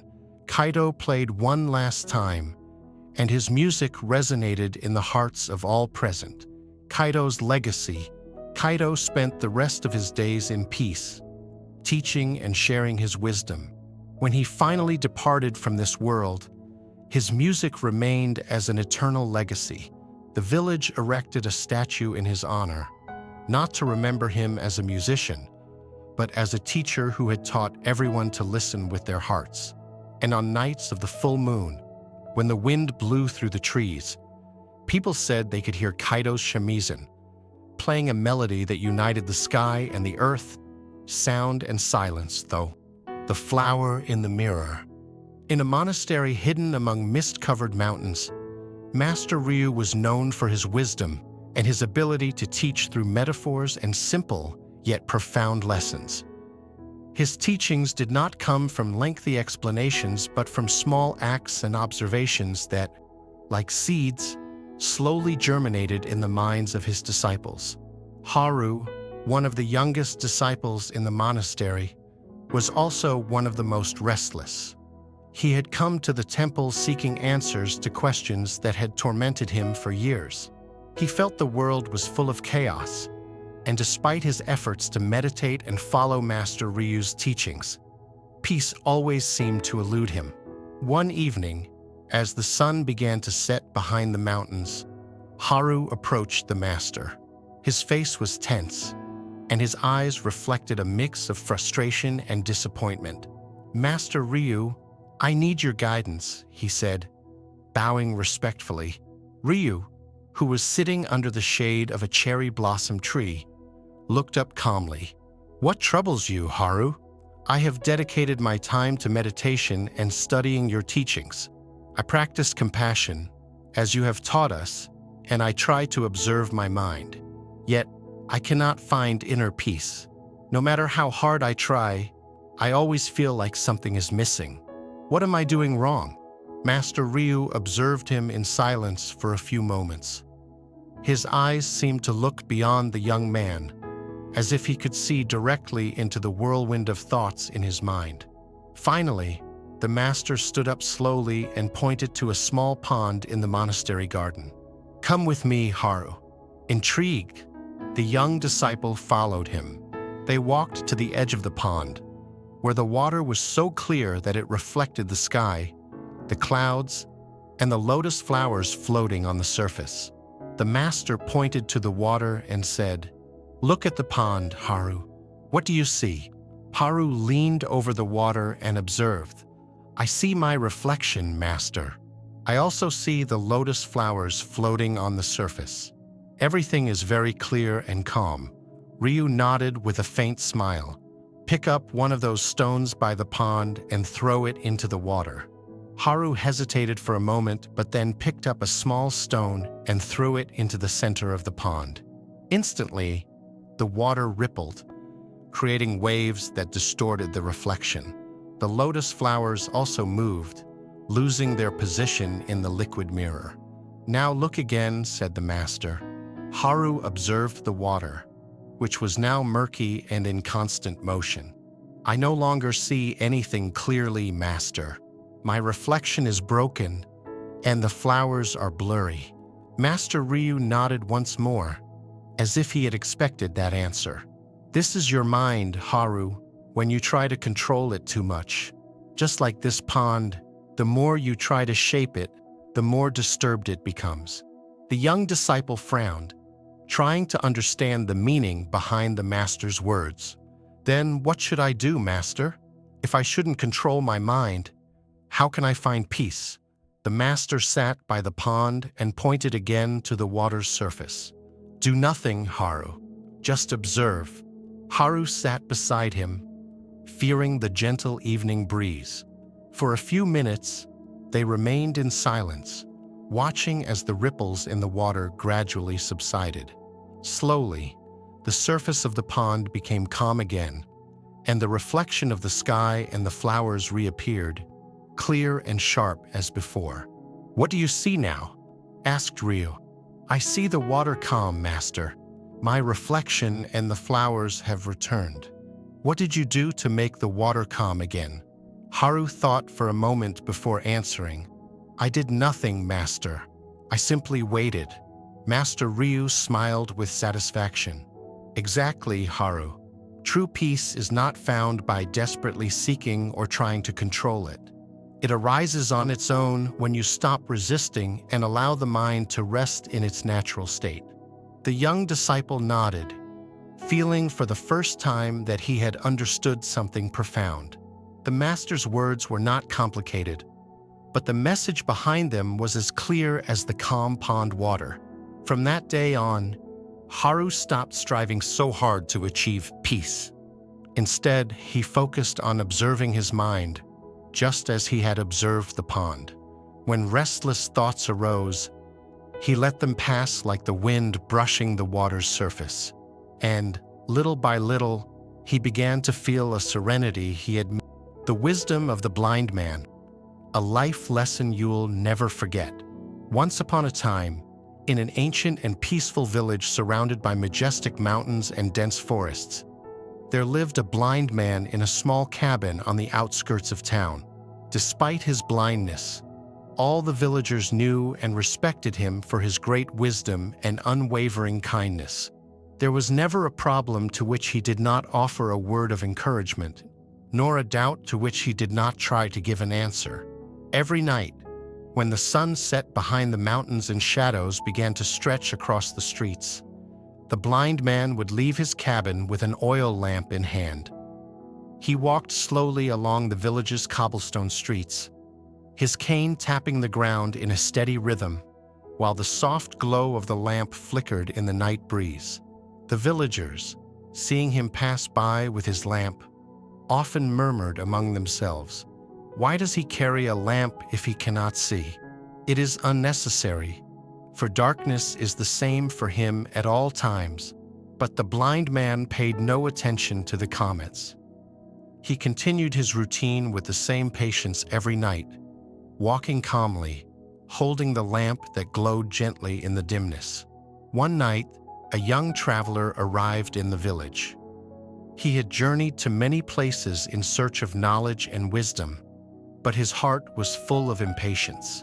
Seeing the blind man walking with his lamp, he approached him and asked, "Excuse me, old man, but I have observed that you walk with a lamp every night, even though you cannot see. Why do you do this? Is it not a futile effort for you to carry that light?" The blind man stopped, smiled gently, and replied, "The lamp is not for me, young traveler. It is for those who can see." The young man frowned, confused. "I do not understand," he said. "How can the lamp be for others if you are the one carrying it?" The blind man leaned slightly toward the young man and explained, "When I walk through the streets of the village with my lamp, I do not do it to light my own path, for as you rightly say, I cannot see. The light of the lamp is so that others can see me. That way, they can avoid bumping into me or tripping over my cane. The lamp does not help me see, but it helps others see me." The young traveler fell silent, reflecting on the blind man's words. He had never thought of light in that way. He had always believed that light was only for the one who carried it, to illuminate their own path. But the blind man had shown him a deeper truth. Light can also be a gift for others. The old man continued, "In life, young traveler, we often think only of ourselves. We seek light for our own benefit, to illuminate our path and avoid our own stumbles. But true wisdom lies in understanding that our actions, no matter how small, can be a light for others. Sometimes what we do is not for ourselves, but so that others may see more clearly." The young man slowly nodded, beginning to understand. He observed how the light from the old man's lamp cast shadows on the village walls, how its glow guided those who passed nearby. He realized that many times, the lights we carry in life are not meant to help us, but to aid those around us. The blind man smiled again and added, "Darkness is not just the absence of light, young one. It is also the absence of compassion, empathy, and love. When we carry our own light, we not only illuminate our path, but also help others find theirs." The young traveler bowed deeply, grateful for the lesson he had received. That night, while the blind man continued his walk with the lamp in hand, the young man sat under a tree by the roadside and meditated on what he had learned. Days passed, and the young traveler decided to stay in the village for a while. Every night, he watched the blind man walk with his lamp, and each time he understood more of the depth of his message. Little by little, he began to apply what he had learned, helping the elderly with their burdens, accompanying children in their games, sharing his food with the hungry, and patiently listening to those who needed to talk. The blind man noticed the change in the young man and one night said to him, "True light is not the one you carry in your hand, but the one you kindle in the hearts of others." The young traveler understood that the light of compassion and wisdom could be passed from one person to another, like a torch that never goes out. And so, when he left the village, he not only carried the light of the lamp with him, but also the light of his own soul, ready to share it with the world. The cherry tree and the first breath of time. In a small village surrounded by mountains, there was an old cherry tree standing in the center of an abandoned garden. Its branches, twisted by time, bloomed every spring with ephemeral beauty. Under its shade, a young man named Kaido would sit to meditate. He was barely 20 years old, yet he already felt the weight of unanswered questions. What is time? Why does everything change? What is the purpose of life? One day, as the flowers gently fell onto his lap, an old man approached. His face was marked by deep wrinkles, but his eyes shone with unwavering serenity. "Why do you sit here, young one?" the old man asked, his voice as soft as the wind.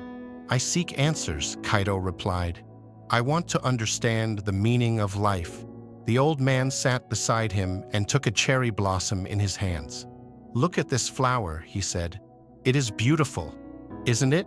But in a few days it will wither and fall to the ground. This is time. Everything that is born must die. Everything that begins must end. But within that cycle lies a lesson. The flower does not cling to its beauty.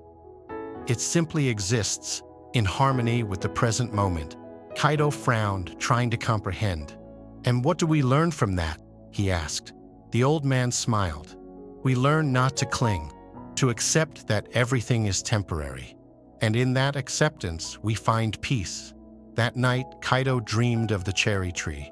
In his dream, the flowers fell endlessly, creating a river of petals that carried him toward an unknown place. When he awoke, he knew that his journey had just begun. The river of time. Kaido decided to leave the village in search of answers.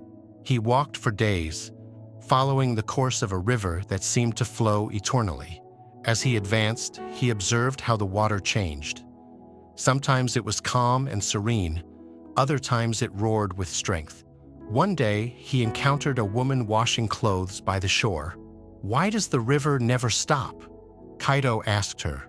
The woman looked at him with a kind smile. "The river is like life," she said. "It always flows, always changes. If you stand still, it will carry you away. But if you learn to swim, it will take you to incredible places." Kaido reflected on her words. Perhaps time was not something to fear, but something to embrace. He continued his journey, fearing that each step brought him closer to a deeper truth. The meeting with the master. After weeks of travel, Kaido arrived at a temple atop a mountain. There, he met a Zen master named Ryokan. The master was known for his wisdom and his ability to see beyond appearances. "What do you seek, young one?" Ryokan asked. "I seek to understand the passage of time and the lessons of life," Kaido replied. The master nodded slowly. "Time is a mirror," he said. "It reflects what we are and what we have been. But we cannot dwell in the past nor worry about the future. The truth is in the present, in this exact moment." Kaido spent months in the temple, meditating and learning from Ryokan. He learned that time was not an enemy, but a teacher. Each day brought new lessons, new opportunities to grow. The seasons of the heart. Kaido spent a year in the temple, watching the seasons change the landscape around him. In spring, the cherry tree in the temple garden bloomed with an intensity that seemed to celebrate life. In summer, green leaves danced under the sun. In autumn, everything turned gold and red. And in winter, the tree stood bare, enduring the cold with impressive stillness. One day, while contemplating the winter cherry tree, Kaido asked Ryokan, "Master, why does the tree not fight against winter? It looks so fragile, so exposed." Ryokan smiled. "The tree does not fight because it understands that winter is part of its cycle. Without the cold, there would be no spring. Without loss, there would be no rebirth. It is the same with the human heart. Sometimes, we must go through winter to bloom again." Kaido nodded, feeling those words resonate deep within him. He began to see his own difficulties as necessary winters, moments of stillness and reflection that prepared him for new beginnings. The mirror of the lake. One day, Ryokan took Kaido to a nearby lake. The water was so still that it looked like a perfect mirror, reflecting the sky and mountains. "Look at the lake," Ryokan said. "When it is calm, it reflects the truth of things. But when the wind blows, the waves distort the image. Our mind is like this lake. If we allow emotions to agitate us, we cannot see clearly. Kaido sat by the lake and meditated for hours, observing how his breathing calmed his mind. He learned that, to understand the passage of time and the lessons of life, he first had to find inner peace. The encounter with the traveler. One evening, while walking along a path near the temple, Kaido met a traveler carrying a heavy backpack. The man looked exhausted, but his eyes shone with restless curiosity. "Where are you headed?" Kaido asked. "Nowhere and everywhere," the traveler replied. "I have been walking for years, searching for answers. But the more I walk, the more I realize that the answers are not in the destination, but in the journey." Kaido invited him to share a cup of tea at the temple. As they drank, the traveler told stories of his adventures. He had crossed deserts, climbed mountains, and sailed seas. But what impressed Kaido most was the way the traveler spoke about his failures.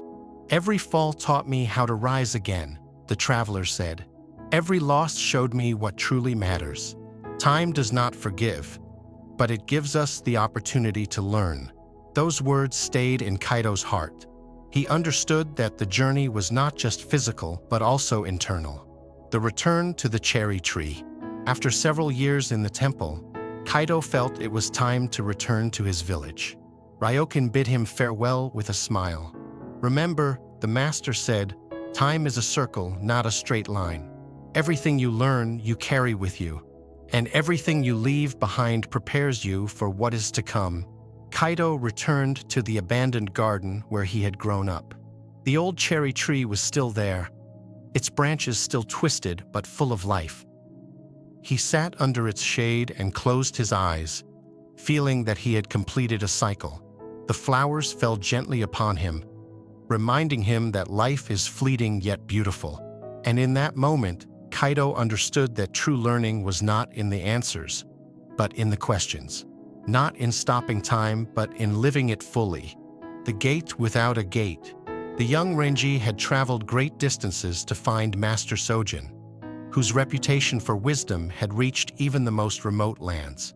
With his heart burning with the desire to understand Zen, he arrived at the monastery nestled among mist-covered mountains. After a long wait at the entrance, he was finally led before the master. "Master Sojin, I have come seeking enlightenment. How can I enter the path of Zen?" The old man observed him in silence for a moment before responding with an enigmatic smile. "Find the gate that has no gate." Renji was bewildered. A gate without a gate? He did not understand, but he decided to stay at the monastery, hoping the truth would be revealed to him. The test of patience.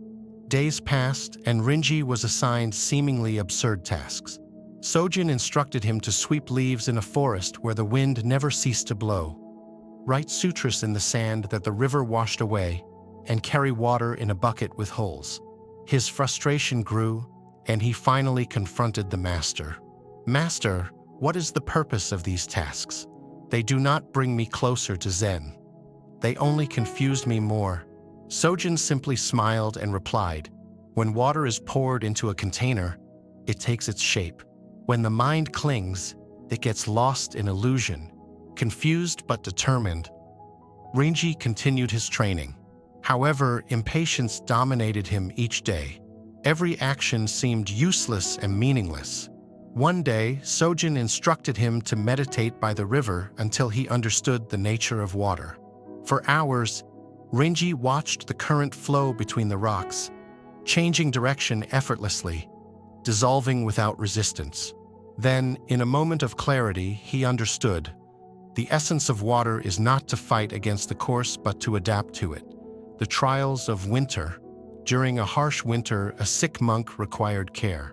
Renji spent weeks attending to his brother without question, feeling an unfamiliar peace in doing so. For the first time, he stopped thinking about himself and found joy in serving another. Later, a snowstorm trapped him in the mountains while gathering firewood. Facing his own fear of death, he remembered Sojin's words, "The mind that clings, suffers." Accepting his fate, the storm ceased, and he found his way back to the monastery. That night, while meditating in the candlelight, Rinji felt an emptiness within himself, not as a loss, but as an opening to something greater. For the first time, he glimpsed the truth of Zen. Stop resisting the present moment. The revelation. One morning, while sweeping the temple courtyard, the wind suddenly blew open the great wooden gate. At that moment, Renji understood. Enlightenment was not in the search, but in ceasing to search. The gate he had been trying to pass through had never existed. Zen was simply being present. Years later, Renji became a master. A new disciple arrived at the monastery with the same question. "Master, how can I enter the path of Zen?" Renji smiled and replied, "Find the gate that has no gate," the awakening of a new disciple. Years passed, and Rinji observed how his disciple followed the same path of doubt, frustration, and questioning. However, he also witnessed his growth, how his actions became more fluid and his mind more serene. One day, in the middle of an intense rainstorm, the disciple was drenched as he tried to keep a lamp lit in the temple. The rain pounded his face, and his efforts seemed useless. But in that instant, he stopped struggling and simply allowed the rain and the wind to be what they were. The lamp went out, but inside him, a new light shone. He understood, just as Rinji once had, that the gate had never existed. With a smile on his face, he returned to his master. "Master, the gate without a gate has disappeared." Rinji smiled and nodded. "Then you have entered, beyond understanding." However, the disciple's learning did not end there. As was tradition in the monastery, he was given new tasks, this time to deepen his understanding of Zen. Rinji assigned him to tend to the temple garden, a small space full of stones and moss where time seemed to stand still. For the first few days, the disciple tried to make the garden perfect. He moved the stones, trimmed the plants precisely, and swept the leaves every morning. But each day, the wind scattered more leaves, moss grew in unexpected places, and the stones seemed to shift with the rain. Frustrated, he went to Renji. "Master, no matter how much I try to keep the garden perfect, it always returns to chaos." Renji looked at the garden and then at his disciple. "Isn't it beautiful as it is?" The disciple fell silent. He observed the garden not as something to be controlled, but as something that simply existed. For the first time, he stopped trying to fix it and just sat down to contemplate. As months passed, Rinji gave him new tasks that seemed meaningless.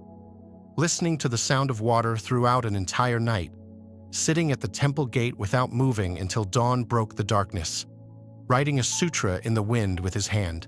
Each of these tests, far from giving him answers, showed him that there was nothing to attain. There was only being present, the infinite path. Years later, the disciple left the monastery to continue his own journey. Before departing, he asked Renji, "Master, what should I do now?" Renji smiled and replied, "Keep walking, but seek nothing." And so, the disciple became a traveler without a destination, a man who had understood that enlightenment was not a point of arrival, but the act of walking without burdens. The wisdom of Sojin lived on in Renji, and now in his disciple, who one day would also become a master and repeat the same teaching. The wind has no home. The wind has no home. It blows through mountains, rivers, and villages, unattached, without a destination. So too traveled Sora, a wandering monk who had left his monastery behind in search of an impossible answer. Where does the wind rest? His worn sandals brushed against the dry earth as he descended a winding path. The breeze whispered through the reeds, as if trying to answer him. But Sora knew that the wind never stopped long enough to be understood. It only existed in its flow. He arrived at a small village by the river. The wooden houses, weathered by time, lined the shore, and the villagers worked in silence. An old fisherman, his skin tanned by the sun, mended his net by the dock. Sora approached him and asked, "Wise fisherman, I have long sought the answer to a question. Tell me, where does the wind rest?" The old man let out a brief chuckle, not taking his eyes off his neck. "Young monk, I have spent my life on this river, and I have learned that water never stops. It only changes form. Why would the wind be any different?" Sora meditated on these words, but his heart still found no peace. He thanked the fisherman and continued his journey. He walked to a hillside where a mute girl was gathering wildflowers. When she saw him, she offered him a white flower. Sora took it with gratitude and sat beside her. They remained in silence as the wind played among the leaves. It was then that he realized something new. The wind needed no words, no reasons, no rest. Simply was. But his journey was not yet over. Sora continued his path until he reached a bamboo forest. The sound of the tall stalks clashing against each other created a hypnotic melody. In its center, an old hermit meditated with his eyes closed. Sora approached him with respect and sat by his side. After a long silence, the hermit spoke without opening his eyes. "The wind rests in everything it touches because it does not seek rest, only existence. Only those who wish to cease their own movement need an answer." Sora closed his eyes and listened to the wind, and in that instant, he understood that his search had ended.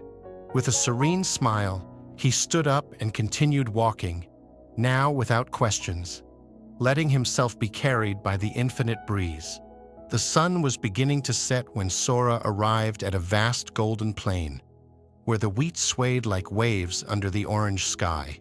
In the center of the field, an elderly farmer worked the land with infinite patience. Sora approached and observed in silence. "You have traveled far, young monk?" said the farmer without stopping. "What have you found on your journey?" "The wind does not need rest," Sora replied. "It simply is." The farmer nodded and smiled. "Then you already know what you need to know." Sora stayed a moment longer, watching how the wind played with the wheat stalks. Then, certain that his journey had transformed him, he continued on his way, letting the wind guide him to where he was meant to be. But the path did not end there.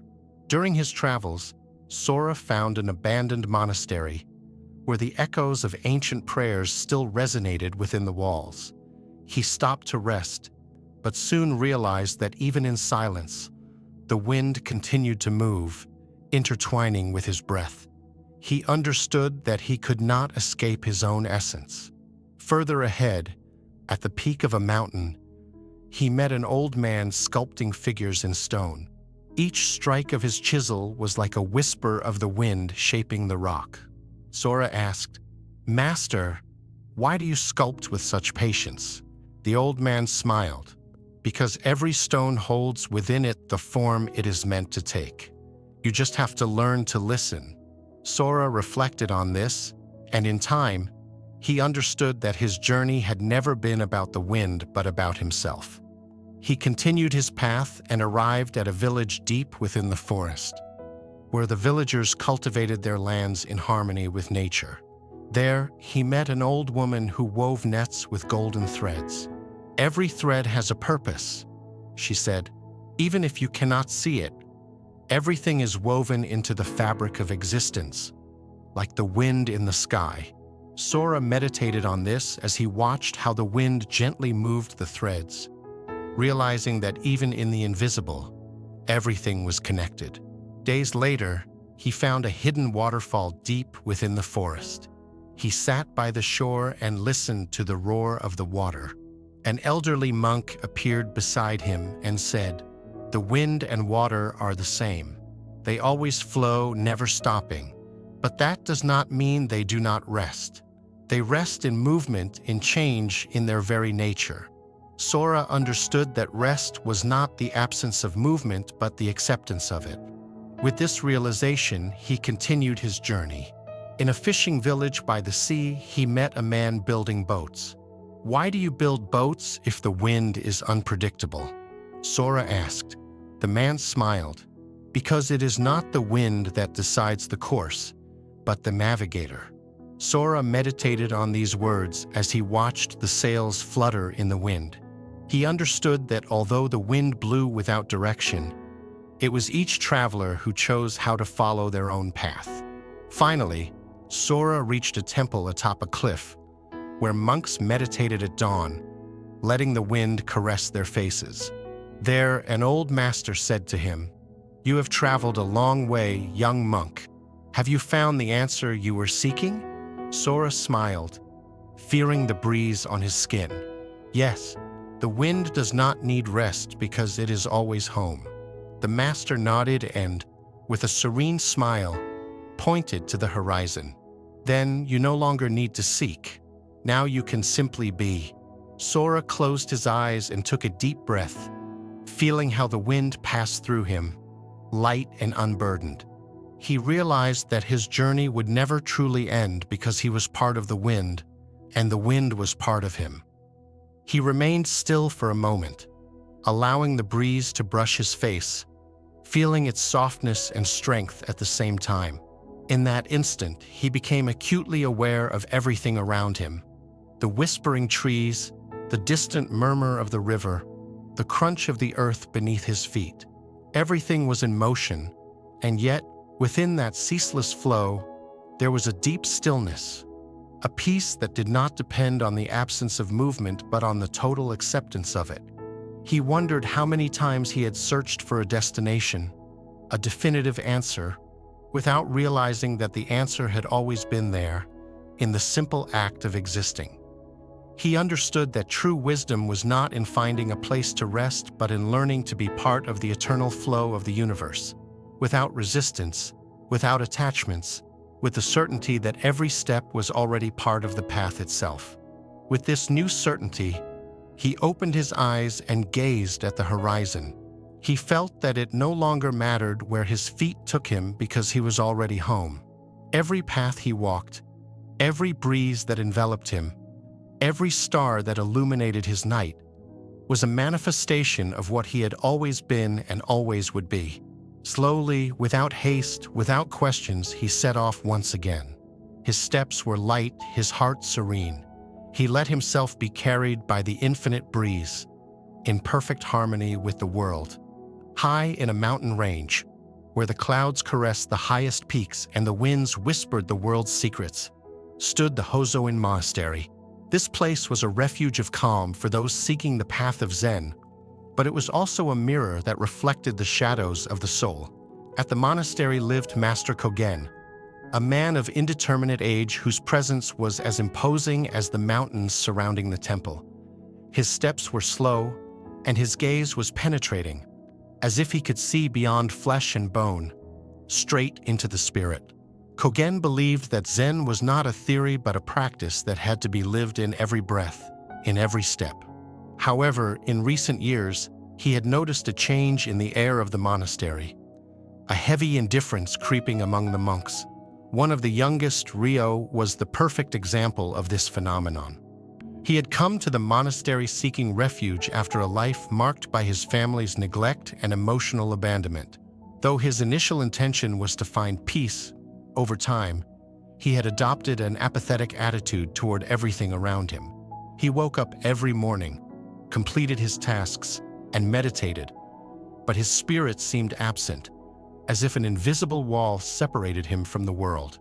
One afternoon, as the sun began to set behind the mountains, Kogen called Rio to accompany him on a walk through the nearby forest. It was autumn, and the leaves cascaded down in golden showers, covering the ground with a crisp blanket. They walked in silence for a while until the master broke the quiet. "Rio, tell me, what do you see around you?" Kogen asked, stopping beside a maple tree whose leaves burned red like fire.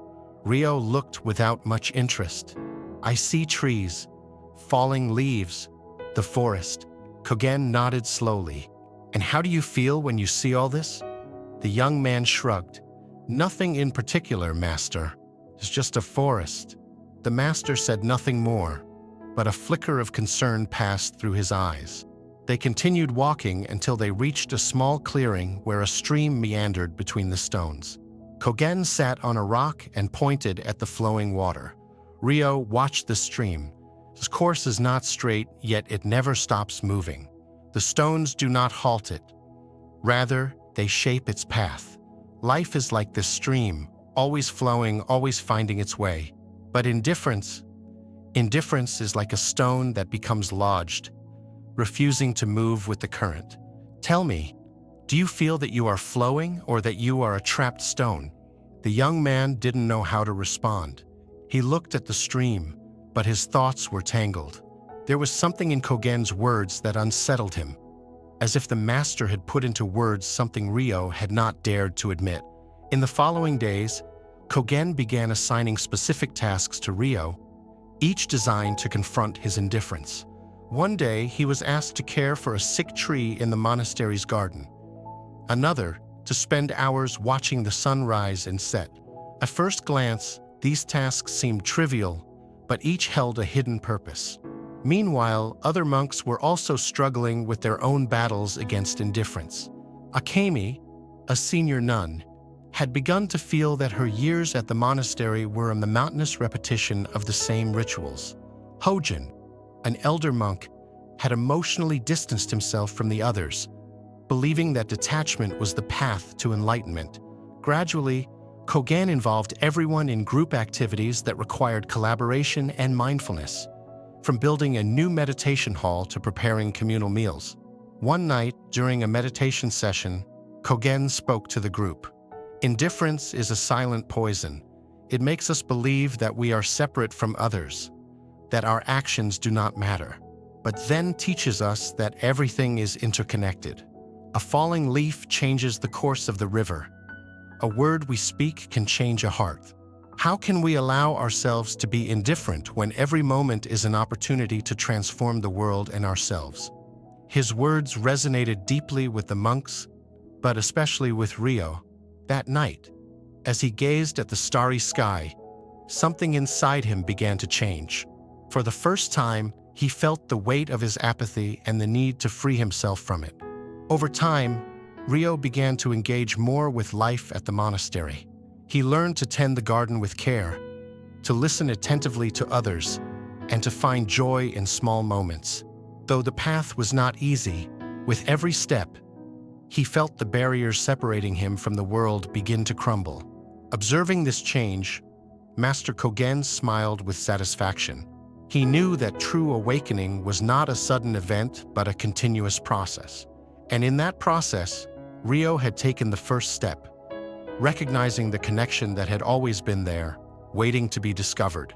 Months passed, and Rio's transformation began to influence the other monks. Inspired by his journey, many of them started to question their own attitudes. Akemi, who had lost passion for the rituals, found new meaning in them as she began teaching younger monks. Hojin, who had isolated himself, started to open up and share his life experiences with others. One day, Kogen gathered all the monks in the monastery's garden, under the tree that Rio had cared for until it regained its health. This tree is a symbol of what we can achieve when we leave indifference behind, he said. With dedication, attention, and love, we can heal what once seemed lost.